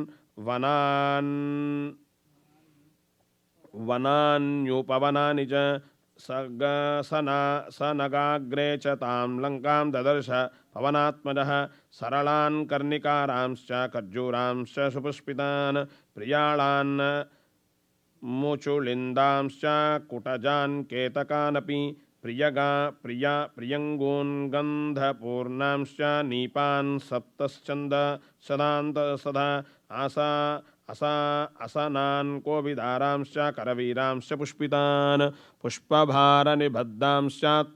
ತಥಾ ಮುಕುಳತಾನಪಿ ಪಾದಪಾನ್ ವಿಹಗಾಕೀರ್ಣಾನ್ ಪವನಾಧುತಮಸ್ತಕಾನ್ ಹಂಸಕಾರಾಂಡವಾಕೀರ್ಣ ವಾಪಿ ಪದ್ಮೋತ್ಪಲಾಯುತಃ ಆಕ್ರೀಡಾನ್ ವಿವಿಧಾನ್ ರಮ್ಯಾನ್ ವಿವಿಧಾಂಶ್ಚ ಜಲಾಶಯಾನ್ ಸಂತತಾನ್ ವಿವಿಧೈರ್ವೃಕ್ಷೈಃ ಸರ್ವರ್ತು ಫಲಪುಷ್ಪಿತೈಃ ಉದ್ಯಾನಾನಿ ಚ ರಮ್ಯಾಣಿ ದದರ್ಶ ಕಪಿಕುಂಜರಃ ಸಮಾಸಾದ್ಯ ಚ ಲಕ್ಷ್ಮೀವಾನ್ ಲಂಕಾಂ ರಾವಣಪಾಲಿತಾಂ ಪರಿಘಾಭಿಃ ಸಪದ್ಮಾಭಿಃ ಸೋತ್ಪಲಾಭಿಲಂಕೃತಾಂ ಸೀತಾಪಹರಣೇನಾರ್ಧೇ ರಾವಣೇನ ಸುರಕ್ಷಿತಾಂ ಸಮಂತಾದ್ವಿಚರದ್ಭಿಶ್ಚ ರಾಕ್ಷಸೈಃ ಉಗ್ರಧನ್ವಿಭಿಃ ಕಾಂಚನೇನಾವೃತಾಂ ರಮ್ಯಾಂ ಪ್ರಾಕಾರೇಣ ಮಹಾಪುರೀಂ ಗೃಹೈಶ್ಚ ಗ್ರಹಸಂಕಾಶೈಃ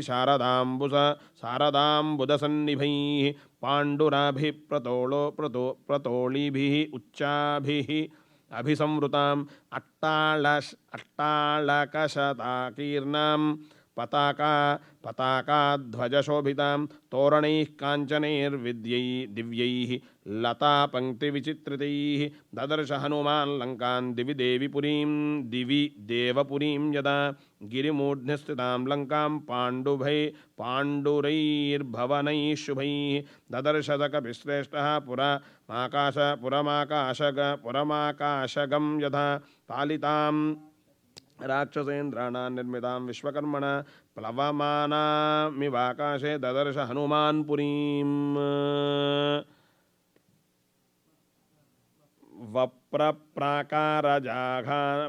ಪ್ರಾಕಾರಜಘಾನಾಂ ವಿಪುಲಾಂಬುನವಾಂಬರಾಂ ಶತಘ್ನೀಶೂಲಕೇಶಾಂತಂ ಅಟ್ಟಾಲಕವತಂ ಶಕಾಂ ಮನಸೇವ ಕೃತಾಂ ಲಂಕಾನ್ ನಿರ್ಮಿತಾಂ ವಿಶ್ವಕರ್ಮಣ ದ್ವಾರಮುತ್ತಾರಮಾಸಾದ್ಯ ಚಿಂತಯಾಮಾಸ ವಾನರಃ ಕೈಲಾಸಚಕರ ಪ್ರಖ್ಯಾಂ ಅಲಿಖಂತೀಮಿವಾಂಬರಾಂ ದೀಯಮಾನಾಮಿವಾಕಾಶಂ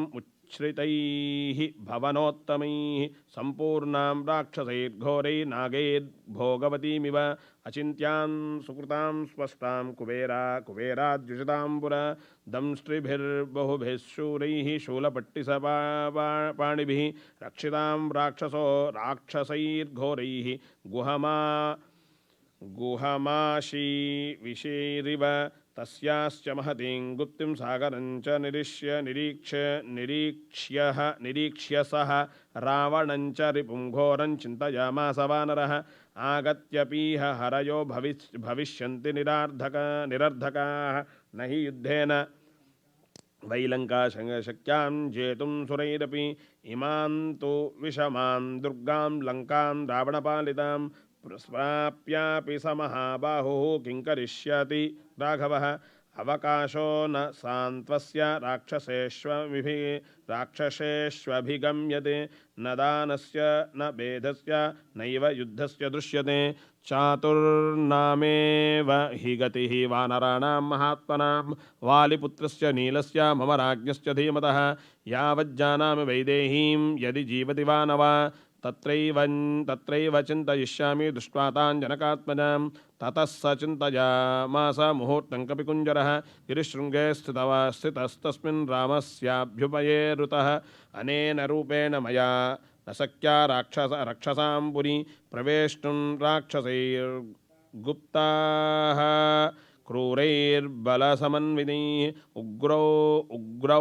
उग्रौजसो महावीर्या बलवन्तश्च राक्षसाः वञ्चनीयामः सर्वे जानकीं परिमार्गता लक्ष्येण रूपेण रात्रौ लङ्कापुरी मया प्रवेष्टुं प्राप्तकालं मे कृत्यं साधयितुं महत् तां पुरीं तादृशीं दृष्ट्वा दुराधर्षां सुरासुरैः हनुमान् चिन्तयामास विनिश्चित्य मुहुर्मुहुः केनोपायेन वश्येयं मैथिलीं जनकात्मजाम् आदृष्टो राक्षसेन्द्रेण रावणेन दुरात्मना न विनश्येत् कथं कार्यं रामस्य विदितात्मनः एकामेकश्च पश्येयं रहिते जनकात्मजां भूताश्चार्धा विबध्यन्ते देशकालविरोधिताः विक्लबं दूतमासाद्य तमः सूर्योदये यथा अर्धानर्धान्तरे बुद्धिः निश्चितापि न शोभते घातयन्ति हि कार्याणि दूता पंडितमानिनः न विनश्येत् कथं कार्यं वैक्लव्यं न कथं भवेद् लङ्घनञ्च समुद्रस्य कथं सुनुवृथा भवेद् मयि दृष्टे तु रक्षोभिरामस्य विदितात्मनः भवेद्व्यर्थमिदं कार्यं रावणानर्धमिच्छतः न हि शक्यं क्वचित् स्थातुम् अविज्ञातेन राक्षसैः अपि राक्षसरूपेण किमुतान्येन केनचित् वायुरप्यत्र अज्ञातः न चरेदिति मतिर्मम न ह्यस्तविदतं किञ्चित् राक्षसानां बलीयसाम् इहाहं यदि तिष्ठामि स्वेन रूपेण संवृतः विनाशमुपयास्यामि भर्तुरर्धश्च हीयते ददयं स्वेन रूपेण रजन्यां ह्रस्वताङ्गतः लङ्कामतिगमिष्यामि राघवस्यार्धसिद्धये रावणस्य पुरीं रात्रौ प्रविश्य सुदुरासदां विचिन्वन् भवनं सर्वं द्रक्ष्यामि जनकात्मजाम् इति निश्चित्य हनुमान् सूर्यस्यास्तमयं कपिः आचकाङ्क्षे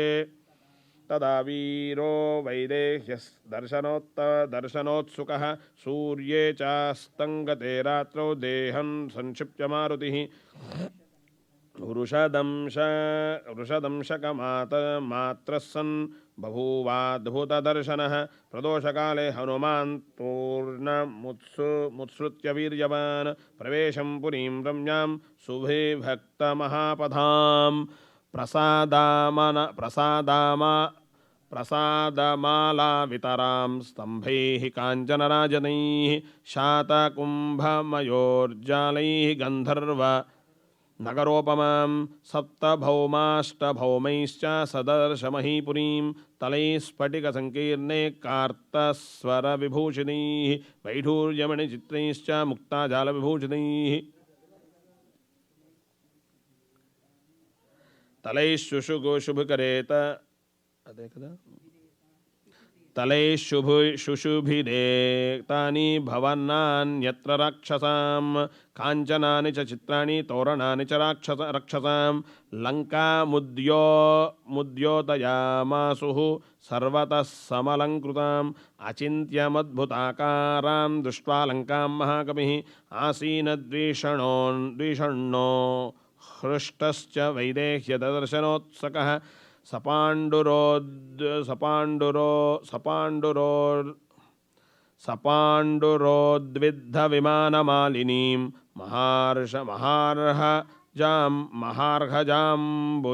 महार्घजाम्बूनदजालतोरणं यशस्विनीं रावणबाहुपालितां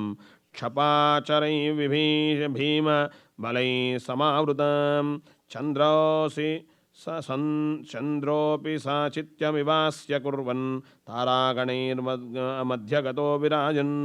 ज्योत्स्नानुवितानेन वितत्य लोकम् उत्तिष्ठेति नैकसहस्ररश्मिः शङ्खं प्रभं क्षीरमृणालवर्णम् उद्गच्छमानं व्यवभासमानं ददर्शचन्दं हरिप्रवीरः पोप्लूयमानं सरसीवहंसिनम् इत्यार्षे श्रीमद् रामायणे वाल्मीकीये आदिकाव्ये सुन्दरकाण्डे द्वितीयः ओम आपदामपहत्तारं दातारं सर्वसम्पदां लोकाभिरामं श्रीरामं भुजो भुजो नमाम्यहम् आपदामपहत्तारं दातारं सर्वसम्पदां लोकाभिरामं श्रीरामं भुजो भुजो नमाम्यहम् आपदामपहत्तारं दातारं सर्वसम्पदां लोकाभिरामं श्रीरामं भुजो भुजो नमाम्यहम् ओम श्रीं राम रामाय नमः ओम श्रीं राम रामाय नमः ओम श्रीं राम रामाय नमः ओम श्रीं राम रामाय नमः ओम श्रीं राम रामाय नमः ओम श्रीं राम रामाय नमः ओम श्रीं राम रामाय नमः ओम श्रीं राम रामाय नमः ओम श्रीं राम रामाय नमः ओम श्रीं राम रामाय नमः ओम श्रीं राम रामाय नमः ओम श्रीं राम रामाय नमः ओम हरिमर्कटमर्कटाय नमः ओम हरिमर्कटमर्कटाय नमः ओम हरिमर्कटमर्कटाय नमः ओम हरिमर्कटमर्कटाय नमः ओम हरिमर्कटमर्कटाय नमः ओम हरिमर्कटमर्कटाय नमः ओम हरिमर्कटमर्कटाय नमः ओम हरिमर्कटमर्कटाय नमः ओम हरिमर्कटमर्कटाय नमः ओम हरिमर्कटमर्कटाय नमः ओम आपदामपहत्तारं दातारं सर्वसम्पदां लोकाभिरामं श्रीरामं भुजो भुजो नमाम्यहम् सलम्बशिखरे लम्बे लम्बतो यदसन्निभे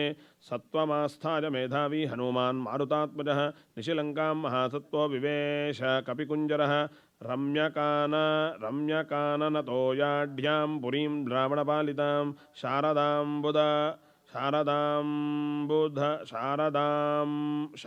शारदाम्बुधरप्रख्यैः भवनैरुपशोभितां सागरोपमनिर्घोषां सागरानिलसेवितां सुपुष्टबलसङ्घष्टां यथैव विटपावतीं चारुतोरणनिर्यूहां पाण्डुरद्वारतोरणां भुजगाचरितां गुप्तां शुभां भोगवतीमिव तां सविद्युद्घनाकीर्णं ज्योतिर्गणनिषेवितां मन्दमारुतसञ्चारां यथेन्द्रस्यमरावतीं शातकुम्भेन महता प्राकारेणाभिसंवृतां किङ्किणीजालघोषाभिः पतकाभिरलङ्कृताम् असाद्य सहसा हृष्टः प्राकारमभिपे दिवान् विस्मयाश्च विहृष्टहृदयः पुरी मालोक्य सर्वतः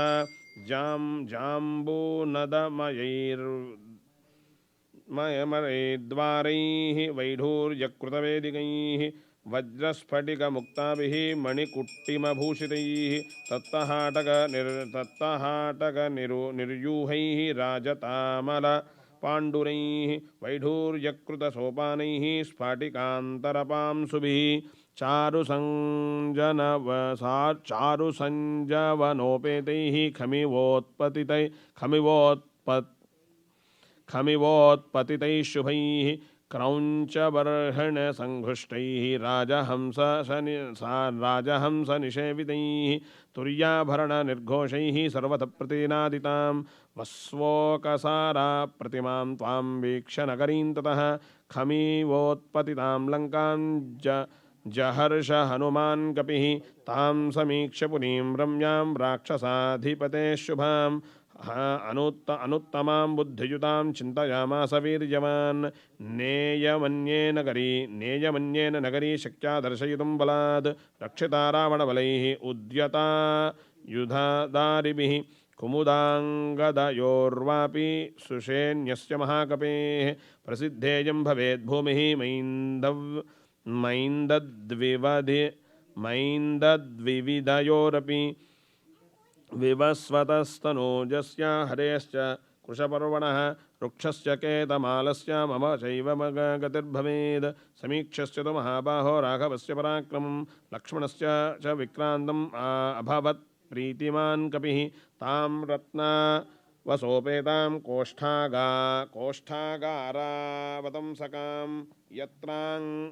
यन्त्रगारस्तरीन् बुद्धां प्रमदामिव भूषितां तां नष्टतिमिरां दीप्तैः भास्वरैश्च महागृहैः नगरीं राक्षसेन्द्रस्य सदर्श महाकविः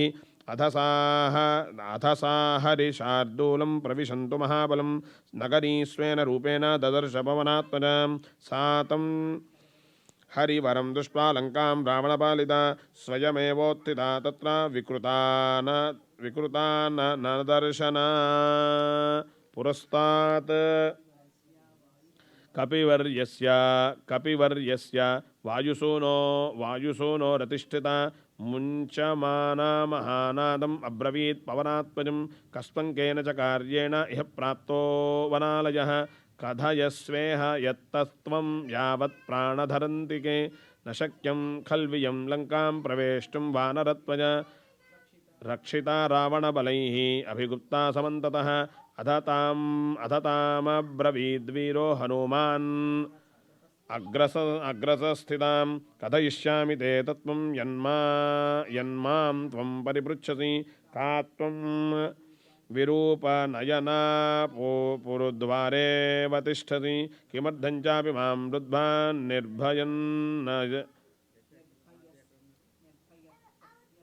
निर्भत्स्यसि दारुण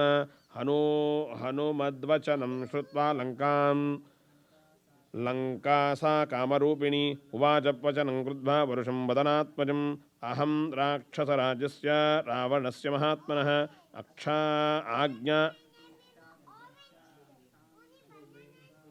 आज्ञा प्रतीक्षा दुर्दर्शा रक्षामि नगरीमिमां न शक्या मामवज्ञाया प्रवेष्टुं नगरी त्वजा अद्य प्राणी परित्यक्ता स्वप्यसे नियतो मया अहं हि नगरी लङ्का स्वयमेव प्लवङ्गम सर्वतः परिरक्षामि एतक्ते कथितं मया लङ्कायां वचनं श्रुत्वा हनुमान् मारुतात्मजः यत्नवान् स हरिश्रेष्ठः स्थितैः शैलैवापरः सतां श्रीरूपविकृतां दृष्ट्वा वानरपुङ्गवः आबभाषेध मेधावी सत्त्ववान् प्लवगर्षभः द्रक्ष्यामि नगरीं लङ्कां साट्टा प्राकारतोरणाम् इत्यर्थमिह सम्प्राप्तः परं कौतूहलं हि मे वनान्युपवनानिह लङ्कायाः काननानि च सर्वतो गृहमुख्यानि दृष्टुमा गमनं हि मे तस्य तद्वचनं श्रुत्वा लङ्कां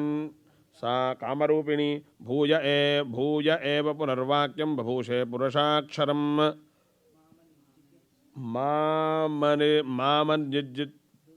मामनिर्जित्य दुर्बुद्धे राक्षसे स्वरपालितां न शक्यमध्यते दुष्टं पुरीयं वानराधम ततः स कपिशार्दूला तमुवाच निशाचरीं दृष्ट्वा पुरीमिहां भद्रे पुनर्यास्वे यथागतं ततः कृत्वा महानादं सा वै लङ्काभयापहं तलेन वानरश्रेष्ठं ताडयामास वेगिता ततः स कपिशार्दूलो लङ्कायां ताडितो भृशं ननाद सुमहानादं वीर्यवान् पवनात्मजः ततः संवर्तयामास वामाहस्तस्य शोङ्गुळी मुष्टिनाभिजघानैनां हनुमान् क्रोधमूर्छितः श्रीचेति मन्यमानेन नाति क्रोधस्वयं कृतः सा तु तेन प्रहारेण विह्वलाङ्गी निशाचरी पपात सहसा भूमौ विकृता ननदर्शन ततस्तु हनुमान् प्राज्ञः त्वां दृष्ट्वा विनिपातितां कृपां चकार तेजस्वी मन्यमानस्त्रियं तु तां ततो वै भृश संविघ्नौ लङ्कां सा गद्गदाक्षरम् उवाचागर्वितं वाक्यं हनुमन्तं प्लवङ्गमम् प्रसीद सुबहुबाहो त्रायस्व हरिसत्तम समये सौम्य तिष्ठन्ति सत्त्वन्तो बहमा महाबल अहं तु नगरी लङ्का स्वयमेव प्लवङ्गम निर्जताहं त्वया वीर विक्रमेण महाबल इदं तु तद्यं शृणु वै भ्रुवन्त्या मे हरीश्वर स्वयं भुवा पुरा दत्तं वरदानं यथा मम यथा त्वां वानरः कश्चित् विक्रमाद्वशमानयेद् तदा त्वया हि विज्ञेयं रक्षसां भयमागतं स हि मे समयः सौम्य प्राप्तोऽद्य तव दर्शनात्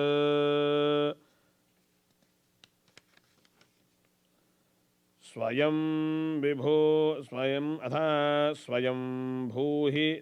भूहि विहितः सत्यो न तस्यास्ति व्यतिक्रमः सीतानिमित्तं राज्ञास्तु रावणस्य दुरात्मनः रक्षसां चैव सर्वेषां विनाशः समुपागतः तत्प्रविश्य हरिश्रेष्ठ पुरीं रावणपालितां विधत्स सर्वकार्याणि यानीह वाञ्छसि प्रविश्य चापोपहतां हरीश्वर शुभापुरीं राक्षसमुख्यपालितां यदृक्षया त्वं जनकात्मजां सतीं विमार्ग सर्वत्र गतो यथा सुखम् इति आर्षे श्रीमद् रामायणे वाल्मीके आदिकाव्ये सुन्दरकाण्डे तृतीयः। ओम आपदामपहर्तारं दातारं सर्वसम्पदां लोकाभिरामं श्रीरामं भुजो नमाम्यहम् आपदामपहर्तारं दातारं सर्वसम्पदां लोकाभिरामं श्रीरामं भुजो नमाम्यहम् आपदामपहर्तारं दातारं सर्वसम्पदां लोकाभिरामं श्रीरामं भुजो नमाम्यहम् ओम श्रीं राम रामाय नमः ओम श्रीं राम रामाय नमः ओम श्रीं राम रामाय नमः ओम श्रीं राम रामाय नमः ओम श्रीं राम रामाय नमः ओम श्रीं राम रामाय नमः ओम श्रीं राम रामाय नमः ओम श्रीं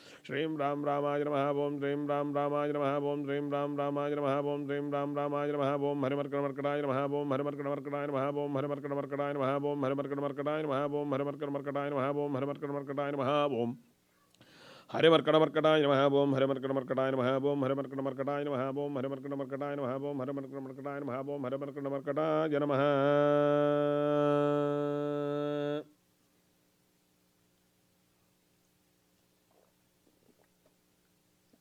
ओम आपदामपहर्तारं दातारं सर्वसम्पदां लोकाभिरामं श्रीरामं भुजो नमाम्यहम्।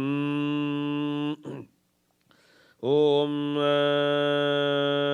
सनिर्जित्य पुरीं श्रेष्ठां लङ्कां तां कामरूपिणीं विक्रमेण महातेजा हनुमान् कपिसत्तमः अध्वारेण महाबाहो प्राकारमभिप्लवे प्रविश्य नगरीं लङ्कां कपिराजहितङ्करः चक्रेधपादं संव्यञ्च शत्रूणां शतमूर्धनि प्रविष्टः सत्त्वसम्पन्नो निशायां मारुतात्मजः स महापथमास्थाय मुक्ता पुष्पविराजितां ततस्तु तां पुरीं लङ्कां रम्यामभिययौ कपिः हसितोत्कृष्टनिनादैः तूर्यघोषपुरस्सरैः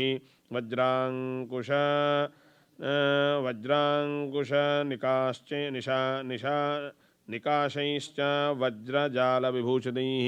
गृहमेघैः पुरीं रम्या बभासे द्यौरिवाम्बुदैः प्रज्ज्वाल तदालङ्कारक्षोगणगृहैः शुभैः सिताभ्रसदृशैश्चित्रैः पद्मस्वस्तिकसंस्थितैः वर्धमाना गृहैश्चापि सर्वतत्सु विभूषितैः तां चित्रमाल्याभरणां कपिराजहितङ्करः राघवार्धं चरन् श्रीमान् ददर्श चरन्दन भवानाद्भवनं गच्छन् ददर्श वनपवनात्मजः विविधाकृतिरूपाणि भवनानि ततस्ततः शुश्राव मधुरं गीतं त्रिस्थानस्वरभूषितं श्रीणां मत्समृद्धानां दिविचाप्सरसामिव शुश्रावकाञ्ची निनदं नूपुराणाञ्च निष्वनं सोपान निनदांश्चैव भवनेषु महात्मनाम् अस्फोटितानिनादांश्च क्ष्वेलितांश्च ततस्ततः शुश्रावजपतां मन्त्रमन्त्रान् रक्षो गृहेषु वै स्वाध्याय निरतांश्चैव यदुदान् ददर्शसः रावणस्तव संयुक्तान् गर्जतो राक्षसानपि राजमार्गं समावृत्य स्थितं रक्षोबलं महत् तदर्श मध्यमे गुल्मे रावणस्य चराबहून् दीक्षितान् जटिलान् मुण्डान् गोजिनां वरवासनः दर्भमुष्टिप्रहरणन् अग्निकुण्डायुधांस्तदा कूटमुद्गारपाणींश्च दण्डायुधधनाधरानपि एकाक्षानेककर्णांश्च लम्बोदरपयोधरान् कराळान् भग्नवक्त्रांश्च विकटान् वामकांस्तथा वामनांस्तथा धन्विनः खड्गेनश्चैव शतघ्निमुसलायुधान् परिघोत्तमहस्तांश्च विचित्रकमलो कवचोज्ज्वलान् नातिस्थूलान् नातिकृशान् नातिदीर्घादिह्रस्वकान् नातिगौरान् नातितृष्णान् नातिकुब्जान्न वामनान् विरूपान् बहुरूपांश्च सुरूपांश्च सुवर्चसुः ध्वजीन् पताकिनश्चैव ददर्श विपदायुधान् शक्तिरुक्षायुधांश्चैव पट्टिशासनिदारिणः क्षेपणीपाशहस्तांश्च ददर्श स महाकपिः स्रग्विणस्तमस्वनुलिप्तांश्च वराभरणभूषितान् नानावेषसमुक्तसमायुक्तान् यथा स्वैरगतान् बहून् तीक्ष्णशूलधरांश्चैव वज्रिणश्च महाबलान् शतसाहस्रमव्यग्रम् आरक्षं मध्यमं कपिः रक्षोऽधिपतिनिर्दिष्टं ददर्शान्तपुराग्रतः सतदा तद्गृहं दृष्ट्वा महाहाटकतोरणं राक्षसेन्द्रस्य विख्यातम् अद्रिमूर्ध्निप्रवस्थितां प्रतिष्ठितां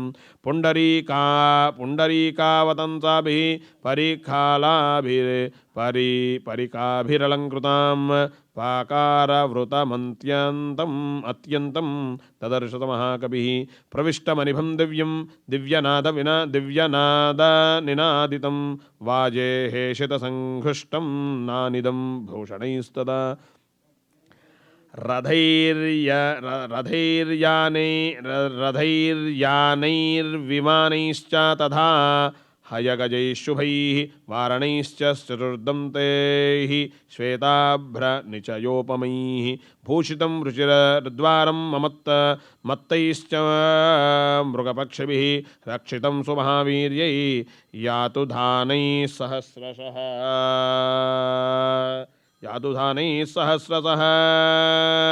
राक्षसाधिपतेर्गुप्तम् आविवेश गृहं कपिः सहेमजाम्बूनदचक्रवालं महार्हमुक्तामणिभूषतां ततं परार्ध्यकाला गरुचन्दनाक्तं सरावणं तं पुरमाविवेश इति आर्षे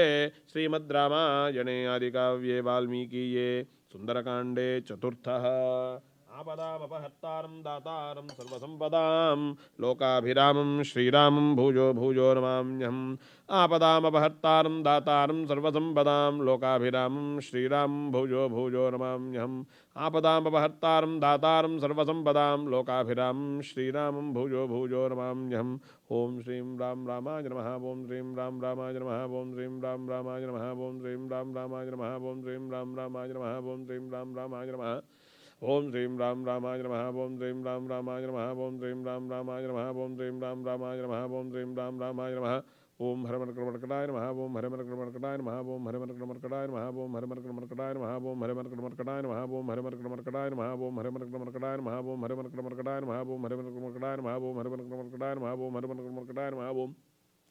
ओम आपदामपहर्तारं दातारं सर्वसम्पदां लोकाभिरामं श्रीरामं भूयो भूयो नमाम्यहम्। आपदामपहर्तारं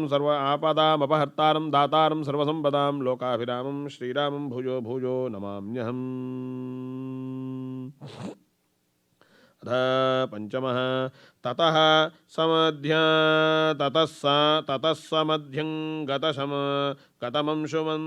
गतमंशुमन्तं ज्योत्स्नावितानं महुदुद्वमन्तं ददर्श धीमान् दिवि भानुमन्तं गोष्ठेन वृषं मत्तमिव भ्रमन्तं लोकस्य पापानि विनाशयन्तं महोदधिं चापि समेधयन्तं भूतानि सर्वाणि विराजयन्तं ददर्श सीतां सुमना अधाभियान्तं ये भाति लक्ष्मी भुवि मन्दरस्था तथा प्रदोषेषु च सागरस्था तैव तोयेषु च पुष्करस्था राजसा चारु निशाकरस्था हंसो यथा राजपदं पतपञ्जरस्थः सिंहो यथा मदरकन्दरस्थः वीरो यथा मन्दरकन्दरस्थः वीरो यथा गर्वितकुञ्जरस्थः चन्द्रोऽपि बभ्राज तथाम्बरस्थः स्थितः कुकुद्मानिव तीक्ष्णशृङ्गो महाचलश्वेत इवोच्छ्रशृङ्गः हस्तीव जाम्बूनदबद्धशृङ्गो राजचन्दपरिपूर्णशृङ्गः विनिष्टसीताम्बुतुषारवङ्को महाग्राह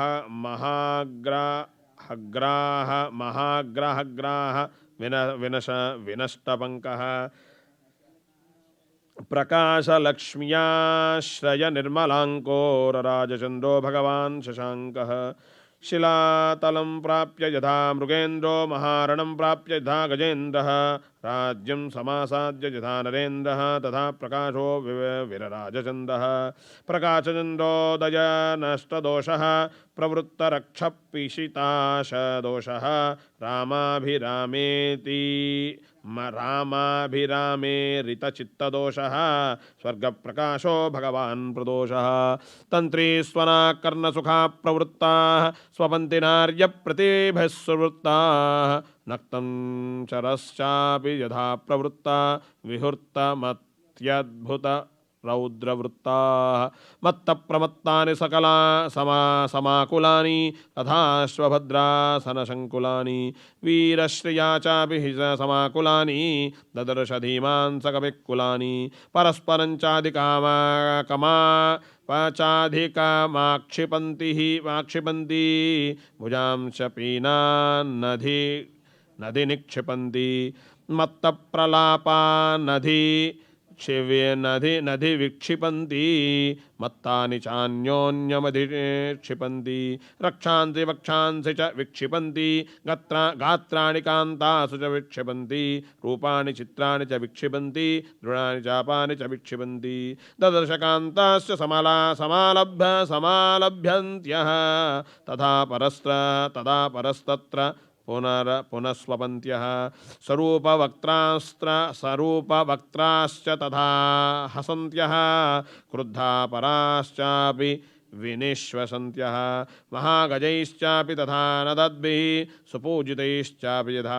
सुसुद्भिः तरराजवीरैश्च विनिश्वसद्भिः हृदो भुजङ्गैरिव निश्वसद्भिः बुद्धिप्रधानान् रुचिराभिधानान् संश्रद्धदानान् जगतिप्रधानान् नानाविधानान् रुचिराभिधानान् ददर्श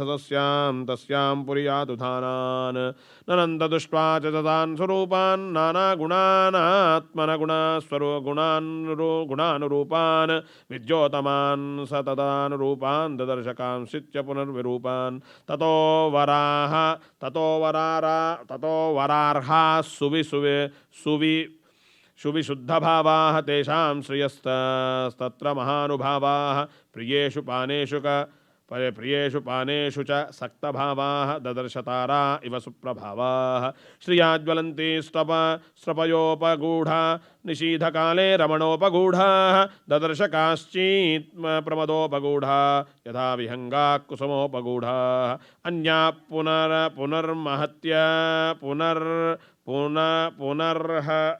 पुनर्हर्मत्यतलोपविष्टाः तत्र प्रियाङ्केषु कोपविष्टाः भर्तुप्रिया धर्मपरा निविष्टाः ददर्शधीमान् मदनाभिविष्टाः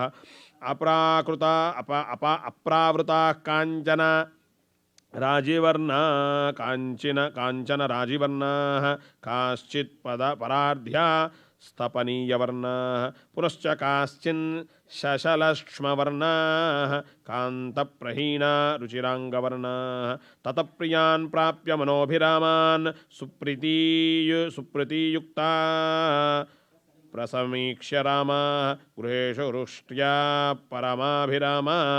हरिप्रवीरः स ददर्श रामाः चन्द्रप्रकाशाश्च हि वक्त्रमालाः वक्त्राक्षिपश्माश्च सुनेत्रमालाः विभूषणाञ्च ददर्शमालाः शतकृतानामीव चारुमालाः नत्वेव सीतां परिमाभिजातां पदिस्थिते राजकुले प्रजानां लतां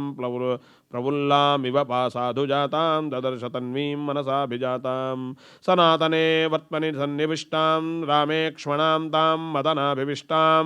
भर्तुर्मनश्रीमदनुप्रविष्टां स्त्रीभ्यो वराभ्यश्च सुधा विशिष्टां उष्णार्दितां सानुसृता सकण्ठीं पुरावरार्होत्तम निष्ककण्ठीं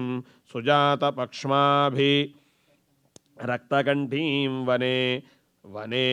प्रनृत्तामिव लोककण्ठीम् अव्यक्तरेखामिव चन्दरेखां प्रां सुप्रदिग्धामिव हेमरेखां क्षतप्ररूढामिव बाणरेखां वायुप्रभिन्नामिव मेघरेखां सीतामपश्मन्मनुजेश्वरस्य रामस्य पत्नीं वदतां वरस्य बभूव दुःखाभिहतश्चिरस्य प्लवङ्गमो मन्द इवाचिरस्य इत्यार्षे श्रीमद् रामायणे वाल्मीकियादिकाव्ये सुन्दरकाण्डे पञ्चमः। ओम आपदामपहर्तारं दातारं सर्वसंपदां लोकाभिरामं श्रीरामं भूयो भूयो नमाम्यहम् आपदामपहर्तारं दातारं सर्वसंपदां लोकाभिरामं श्रीरामं भूयो भूयो नमाम्यहम् आपदामपहर्तारं दातारं सर्वसंपदां लोकाभिरामं श्रीरामं भूयो भूयो नमाम्यहम्। ओम श्रीं राम रामाय नमः। ओम श्रीं राम रामाय नमः। ओम श्रीं राम रामाय नमः। ओम श्रीं राम रामाय नमः। ओम श्रीं राम रामाय नमः। ओम श्रीं राम रामाय नमः। ओम श्रीं राम रामाय नमः। ओम श्रीं राम रामाय नमः। ओम श्रीं राम रामाय नमः। ओम श्रीं राम रामाय नमः। ओम श्रीं राम रामाय नमः। ओम श्रीं राम रामाय नमः। ओम श्रीं राम रामाय नमः। ओम हरे मर्कटमर्कटाय नमः। ओम हरे मर्कटमर्कटाय नमः। ओम हरे मर्कटमर्कटाय नमः। ओम हरे मर्कटमर्कटाय नमः। ओम हरे मर्कटमर्कटाय नमः। ओम हरे मर्कटमर्कटाय नमः। ओम हरे मर्कटमर्कटाय नमः। ओम हरे मर्कटमर्कटाय नमः। ओम हरे मर्कटमर्कटाय नमः। ओम हरे मर्कटमर्कटाय नमः। ओम हरे मर्कटमर्कटाय नमः।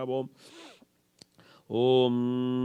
आपदामपहर्तारं दातारं सर्वसंपदां लोकाभिरामं श्रीरामं भूयो भूयो नमाम्यहम्। ओम सनिकामं विमानेषु विषण्णः कामरूप्यधृक् विचचार पुरर्लङ्कां लाघवेन समन्वितः अससाधलक्ष्मीवान् राक्षसेन्द्रनिवेशनं प्राकारेणार्कवर्णेन भास्करेणाभिसंवृतं रक्षितं राक्षसैर्घोरैः सिंहैरिव महद्वनं समीक्षमाणो भवनं चकाशे कविकुञ्जरः रूप्यकोपहितैश्चित्रैः तोरणैर्हेमभूषितैः विचित्राभिश्च कक्ष्याभिः द्वारैश्चरुचैर्वृतं गजास्थितैर्महामात्रैः शूरैश्च विगतैश्रमैः उपश्रित्य उपस्थितमसंहार्यै हयैस्यन्दनयायिभिः सिंहव्याघ्रतनोत्रातैत्राणैः दान्तकाञ्चरराजतैः घोषवद्भिर्विचित्रैश्च सदा विचरितं रथैः बहुरत्नसमाकीर्णं परार्ध्यसनभाजनं महारथसमावासं महारथमहास्वनं दृश्यैश्च परमोदारैः तैश्चैश्च मृगपक्षिभिः विविधैर्बहुसहस्रावै परिपूर्णं सुमन्ततः विनीतैरन्तरपालैश्च रक्षोभिश्च सुरक्षितं मुख्याभिश्च वरस्त्रीभिः परिपूर्णं सुमन्ततः मुदिता प्रमदारत्नं राक्षसेन्द्रनिवेशनं वराभरणसंहृदै समुद्रस्वनसमनिस्वनं तद्राजगुणसम्पन्नं मुख्यैश्चागरचन्दनैः महाजनैः सकीर्णं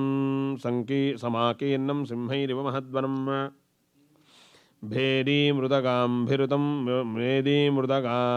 मृदङ्गाभिरुतं शङ्खघोषनिनादितं नित्यार्चितं पर्वहुतं पूजितं राक्षसैः सदा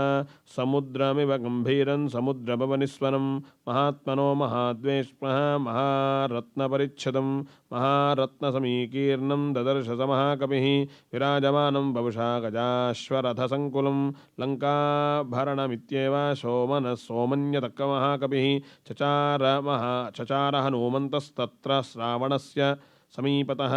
गृहाद्गृहं राक्षसानाम् उद्यानानि च वानरः वीक्ष्यमाणो ह्यसंस्तत्र प्रसादांश्च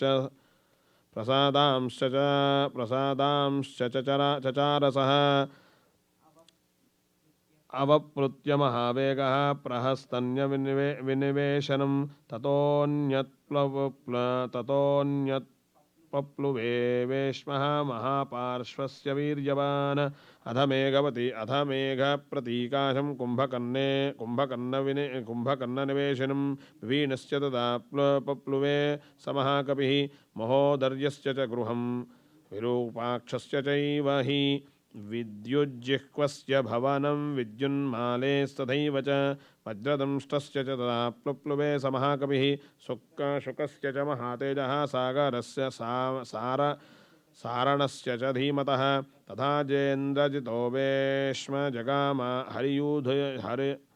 हरियूधपः जम्बुमालेत्सुमालेश्च जगाम हरिसत्तमः रश्मिकेतोश्च भवनं सूर्यश्वत्रोस्तथैव च वज्रकायश्च तथा पप्लुवे स महाकविः धूम्रक्षस्य सम्पाते भवनं मारुतात्मनः विद्युद्रूपस्य भीमस्य घनस्य विघनस्य च शुकनासस्य वक्रस्य शठस्य विकटस्य च ह्रस्वकर्णस्य दंष्ट्रस्य रोमशक्यस्य रक्षसः युद्धोर्मत्तस्य दशग्रीवस्य नादिनः विद्युज्जिह्वेन्द्रजिह्वानां तथा हस्तिमुखस्य च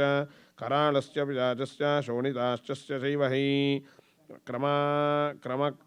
क्रममाणक्रमेणैव हनुमान् मारुतात्मजः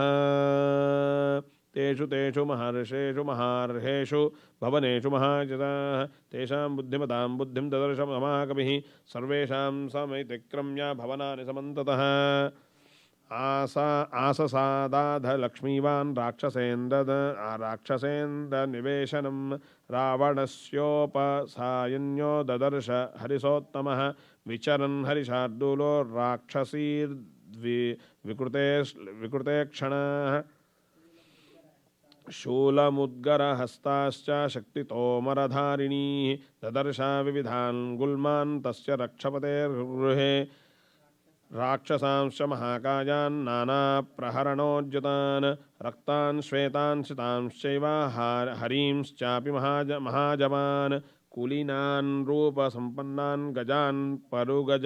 परुगजारुजान् निष्ठितान् गजक्षयाम् ऐरावत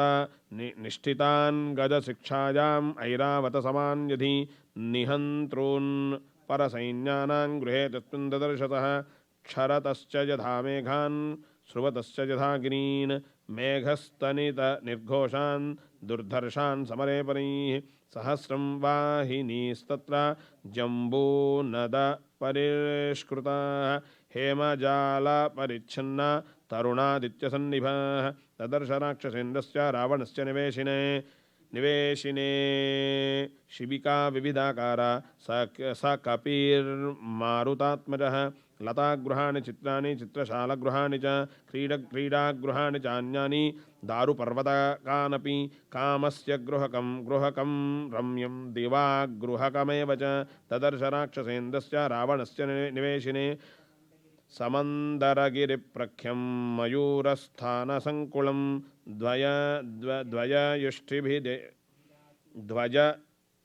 ध्वजयुष्टिभिराकीर्णं ददर्श भवनोत्तमम् अनेकरत्नसङ्कीर्णं निधिजालं समन्ततः धीरनिष्ठितकर्मान्तं गृहं भूतपतेरिव अर्चिर्भीष्मापि रत्नानां तेजसा रावणस्य च विविराजाध तद्वेश्मा रश्मिमानिव रश्मिभिः जाम्बूनदय नदमयान्येव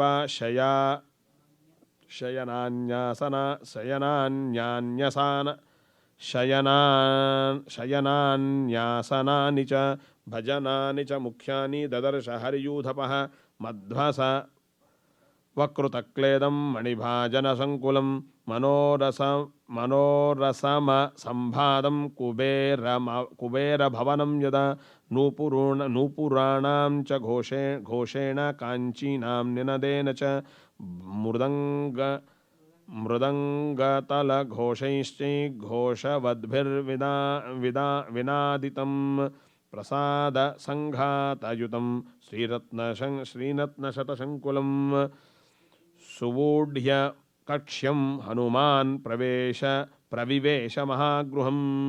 इत्यार्षे श्रीमद्रामायणे वाल्मीकीये आदिकाव्ये सुन्दरकाण्डे षष्ठमः। ओम आपदामपहत्तारं दातारं सर्वसम्पदां लोकाभिरामं श्रीरामं भूयो भूयो नमाम्यहम् आपदामपहत्तारं दातारं सर्वसम्पदां लोकाभिरामं श्रीरामं भूयो भूयो नमाम्यहम् आपदामपहत्तारं दातारं सर्वसम्पदां लोकाभिरामं श्रीरामं भूयो भूयो नमाम्यहम्। ओम श्रीं राम रामाय नमः ओम श्रीं राम रामाय नमः ओम श्रीं राम रामाय नमः ओम श्रीं राम रामाय नमः ओम श्रीं राम रामाय नमः ओम श्रीं राम रामाय नमः ओम श्रीं राम रामाय नमः ओम श्रीं राम रामाय नमः ओम श्रीं राम रामाय नमः ओम श्रीं राम रामाय नमः ओम श्रीं राम रामाय नमः ओम श्रीं राम रामाय नमः ओम हरिमर्कटमर्कटाय नमः ओम हरिमर्कटमर्कटाय नमः ओम हरिमर्कटमर्कटाय नमः ओम हरिमर्कटमर्कटाय नमः ओम हरिमर्कटमर्कटाय नमः ओम हरिमर्कटमर्कटाय नमः ओम हरिमर्कटमर्कटाय नमः ओम हरिमर्कटमर्कटाय नमः ओम हरिमर्कटमर्कटाय नमः ओम हरिमर्कटमर्कटाय नमः ओम हरिमर्कटमर्कटाय नमः ओम आवतामभर्तारं दातारं सर्वसम्पदां लोकाभिरामं श्रीरामं भूजो भूजो नमाम्यहम्। अथ सप्तमः नवेश्मजालं बलवान् ददर्श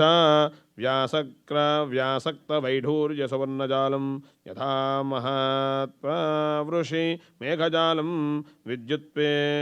विद्युत्पनिद्धं सविहङ्गजालं निवेशनानां विविधाश्च शाला प्रधानशङ्खा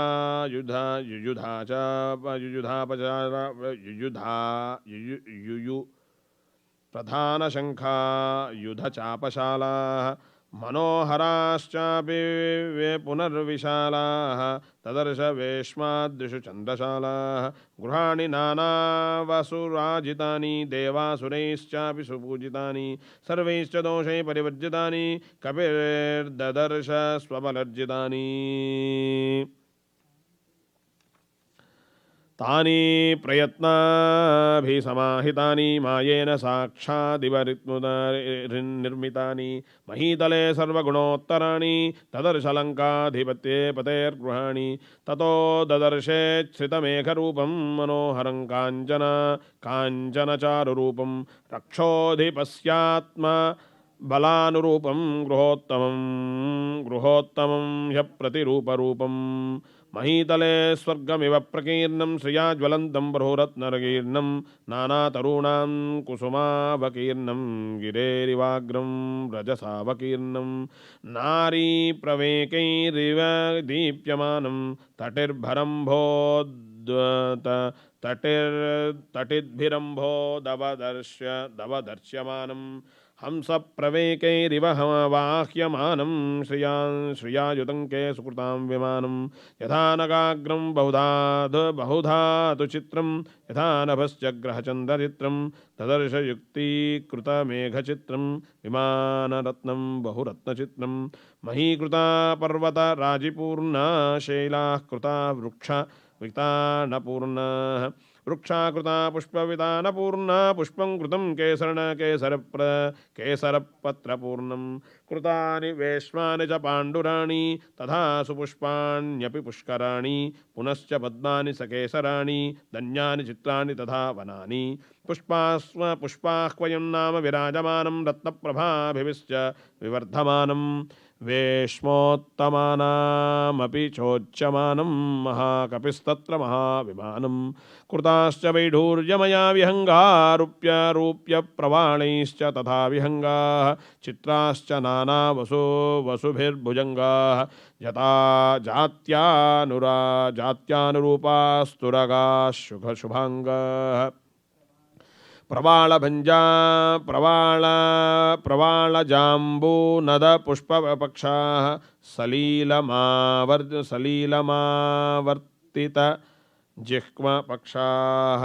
कामस्य साक्षादिव भान्ति पक्षाः कृता विहङ्गाः सुमुखाः सुपक्षाः नियुज्यमानास्तु गजाः सुहस्ता सकेसरोश्चोत्पलपत्रहस्ताः बभूव देवी च कृता सुहस्ता लक्ष्मीस्तथा पद्मिनी पद्महस्ता इतीव तद्गृह्यमभिगम्य शोभनं सुविस्मयो नगमिव चारुशोभनं पुनश्च तत्पराम सुगन्धिसुन्दरं हिमात्यये नगमिव चारुकन्दरं नतः सतां कपिरभिपत्य पूजितां चरन्पुरीं दशमुख बाहुपालिताम् अदृश्यतां जनकसुतां सुपूजितां वेगनिर्जितां तदस्तदा बहुविधभावितात्मनः कृतात्मनो जनकसुतां सुवर्त्मनः अपश्यतो अभविदति दुःखितं मनः सुचक्षुष प्रविचरतो महात्मनः इति आर्ष्ये रामायणे वाल्मीकिये आदिकाव्ये सुन्दरकाण्डे स्वत्तमः ओम आपदामभर्तारं दातारं सर्वसम्पदां लोकाभिरामं श्रीरामं भुजो भुजो नमाम्यहम् आपदामभर्तारं दातारं सर्वसम्पदां लोकाभिरामं श्रीरामं भुजो भुजो नमाम्यहम् आपदामभर्तारं आपदामपहर्तारं दातारं सर्वसम्पदां लोकाभिरामं श्रीरामं भुजो भुजो नमाम्यहम् ओम श्रीं राम रामाय नमः ओम श्रीं राम रामाय नमः ओम श्रीं राम रामाय नमः ओम श्रीं राम रामाय नमः ओम श्रीं राम रामाय नमः ओम श्रीं राम रामाय नमः ओम श्रीं राम रामाय नमः